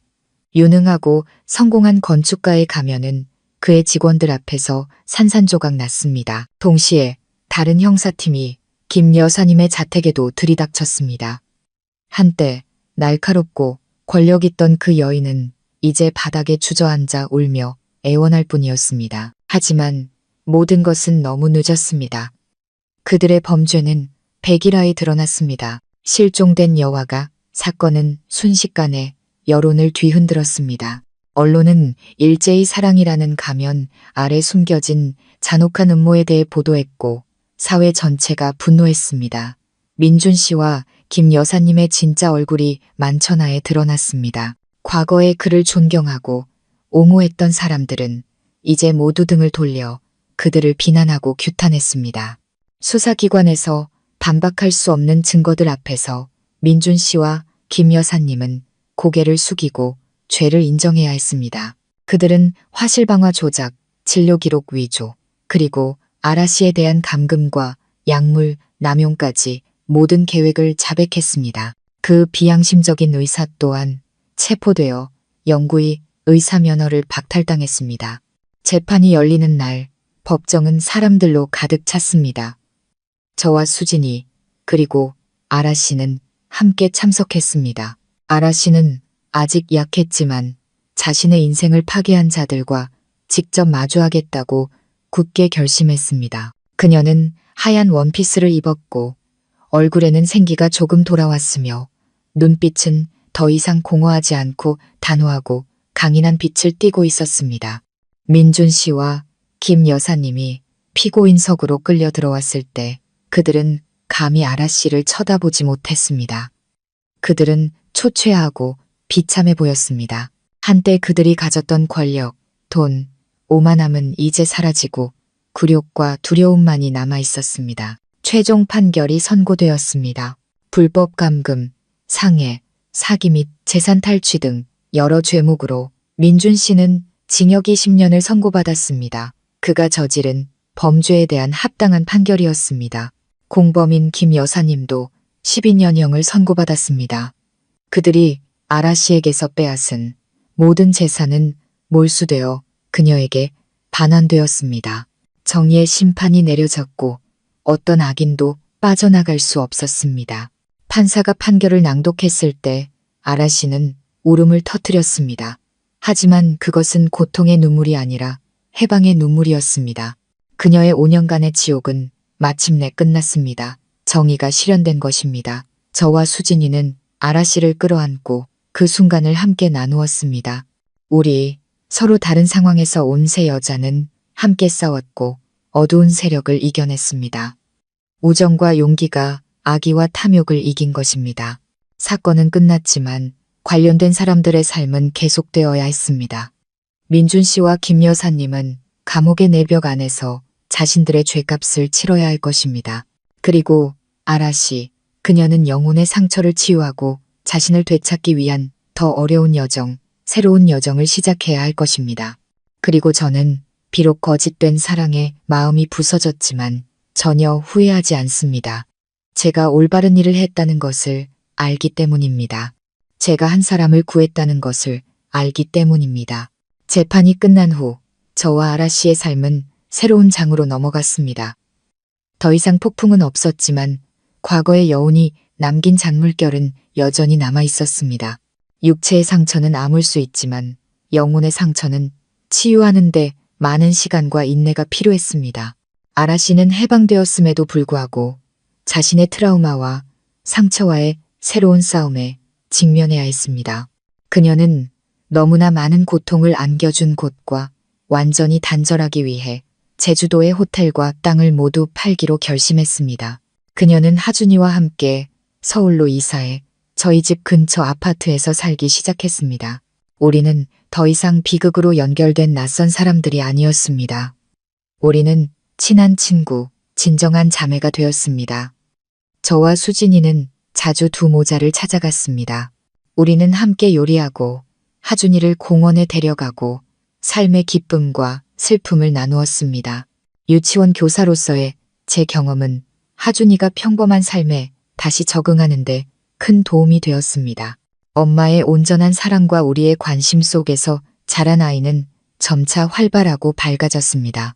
아이의 눈에 서려 있던 두려움은 제 나이에 맞는 순수함과 맑음으로 바뀌었습니다. 아라 씨의 치유 과정은 더 힘들었습니다. 어떤 밤에는 여전히 악몽을 꾸고 비명을 지르며 깨어나기도 했습니다. 하지만 그녀는 더 이상 혼자가 아니었습니다. 그녀 곁에는 하준이와 저, 그리고 수진이가 항상 있었습니다. 그리고 가장 중요한 것은 그녀가 자신의 열정, 즉 그림을 되찾았다는 것입니다. 처음에는 마음속의 억압을 해소하려는 듯 어둡고 뒤틀린 색감의 그림들만 그렸습니다. 하지만 점차 밝은 색조가 돌아오기 시작했습니다. 그녀는 웃고 있는 하준이를, 저와 수진이를, 그리고 항상 태양을 향해 있는 해바라기들을 그렸습니다. 그림은 그녀의 영혼을 잿더미 속에서 재창조하는 데 도움을 주는 기적적인 치료법이 되었습니다. 1년 후 아라 씨는 비극 이후 첫 개인전을 열었습니다. 전시회의 이름은 재생이었습니다. 전시회는 큰 반향을 일으켰습니다. 사람들은 그녀의 재능뿐만 아니라 지옥을 겪고 돌아온 한 여성의 비범한 의지에도 감탄했습니다. 제 경우 민준 씨의 거짓말로 인한 충격은 제게도 상처를 남겼습니다. 저는 관계에 있어 더 신중해졌고 다른 사람을 쉽게 믿지 않게 되었습니다. 저는 여러 번의 고백을 거절하고 저 자신과 제 일, 그리고 아라 씨와 하준이라는 제 작은 가족을 위해 시간을 보내기로 결정했습니다. 저는 마음의 문을 닫은 것은 아니지만 마음이 진정으로 아물 때까지 시간이 필요하다는 것을 알았습니다. 저는 더 이상 예전의 순진하고 몽상가적인 유치원 교사 윤서가 아니었습니다. 저는 더 강해졌고 더 성숙해졌습니다. 저는 한 여성의 가치가 곁에 완벽한 남자가 있는지에 달려있는 것이 아니라 정의를 위해 싸우는 용기와 친절한 마음, 그리고 스스로의 두 발로 굳건히 설 수 있는 능력이 있다는 것을 깨달았습니다. 제게는 완벽한 결혼식도 이상적인 남편도 없었습니다. 하지만 제게는 소중한 우정이 저를 친가족처럼 사랑해주는 아이가 있습니다. 그리고 가장 중요한 것은 제게는 평온한 양심이 있다는 것입니다. 저는 아이의 구조 요청을 외면하지 않은 제 자신이 자랑스럽습니다. 불행한 여성을 위해 정의를 되찾는데 기여한 제 자신이 자랑스럽습니다. 이 이야기의 결말은 새로운 사랑이 아니라 용기와 인간의 승리입니다. 많은 사람들이 보기에는 불완전한 결말일지도 모릅니다. 하지만 저에게는 이것이 가장 완벽한 결말입니다. 그리고 저는 믿습니다. 미래의 어딘가에서 진정한 행복의 여명이 여전히 저를 기다리고 있을 것이라고요. 친절함과 강인함이라는 토대 위에 세워진 그런 여명이 말입니다.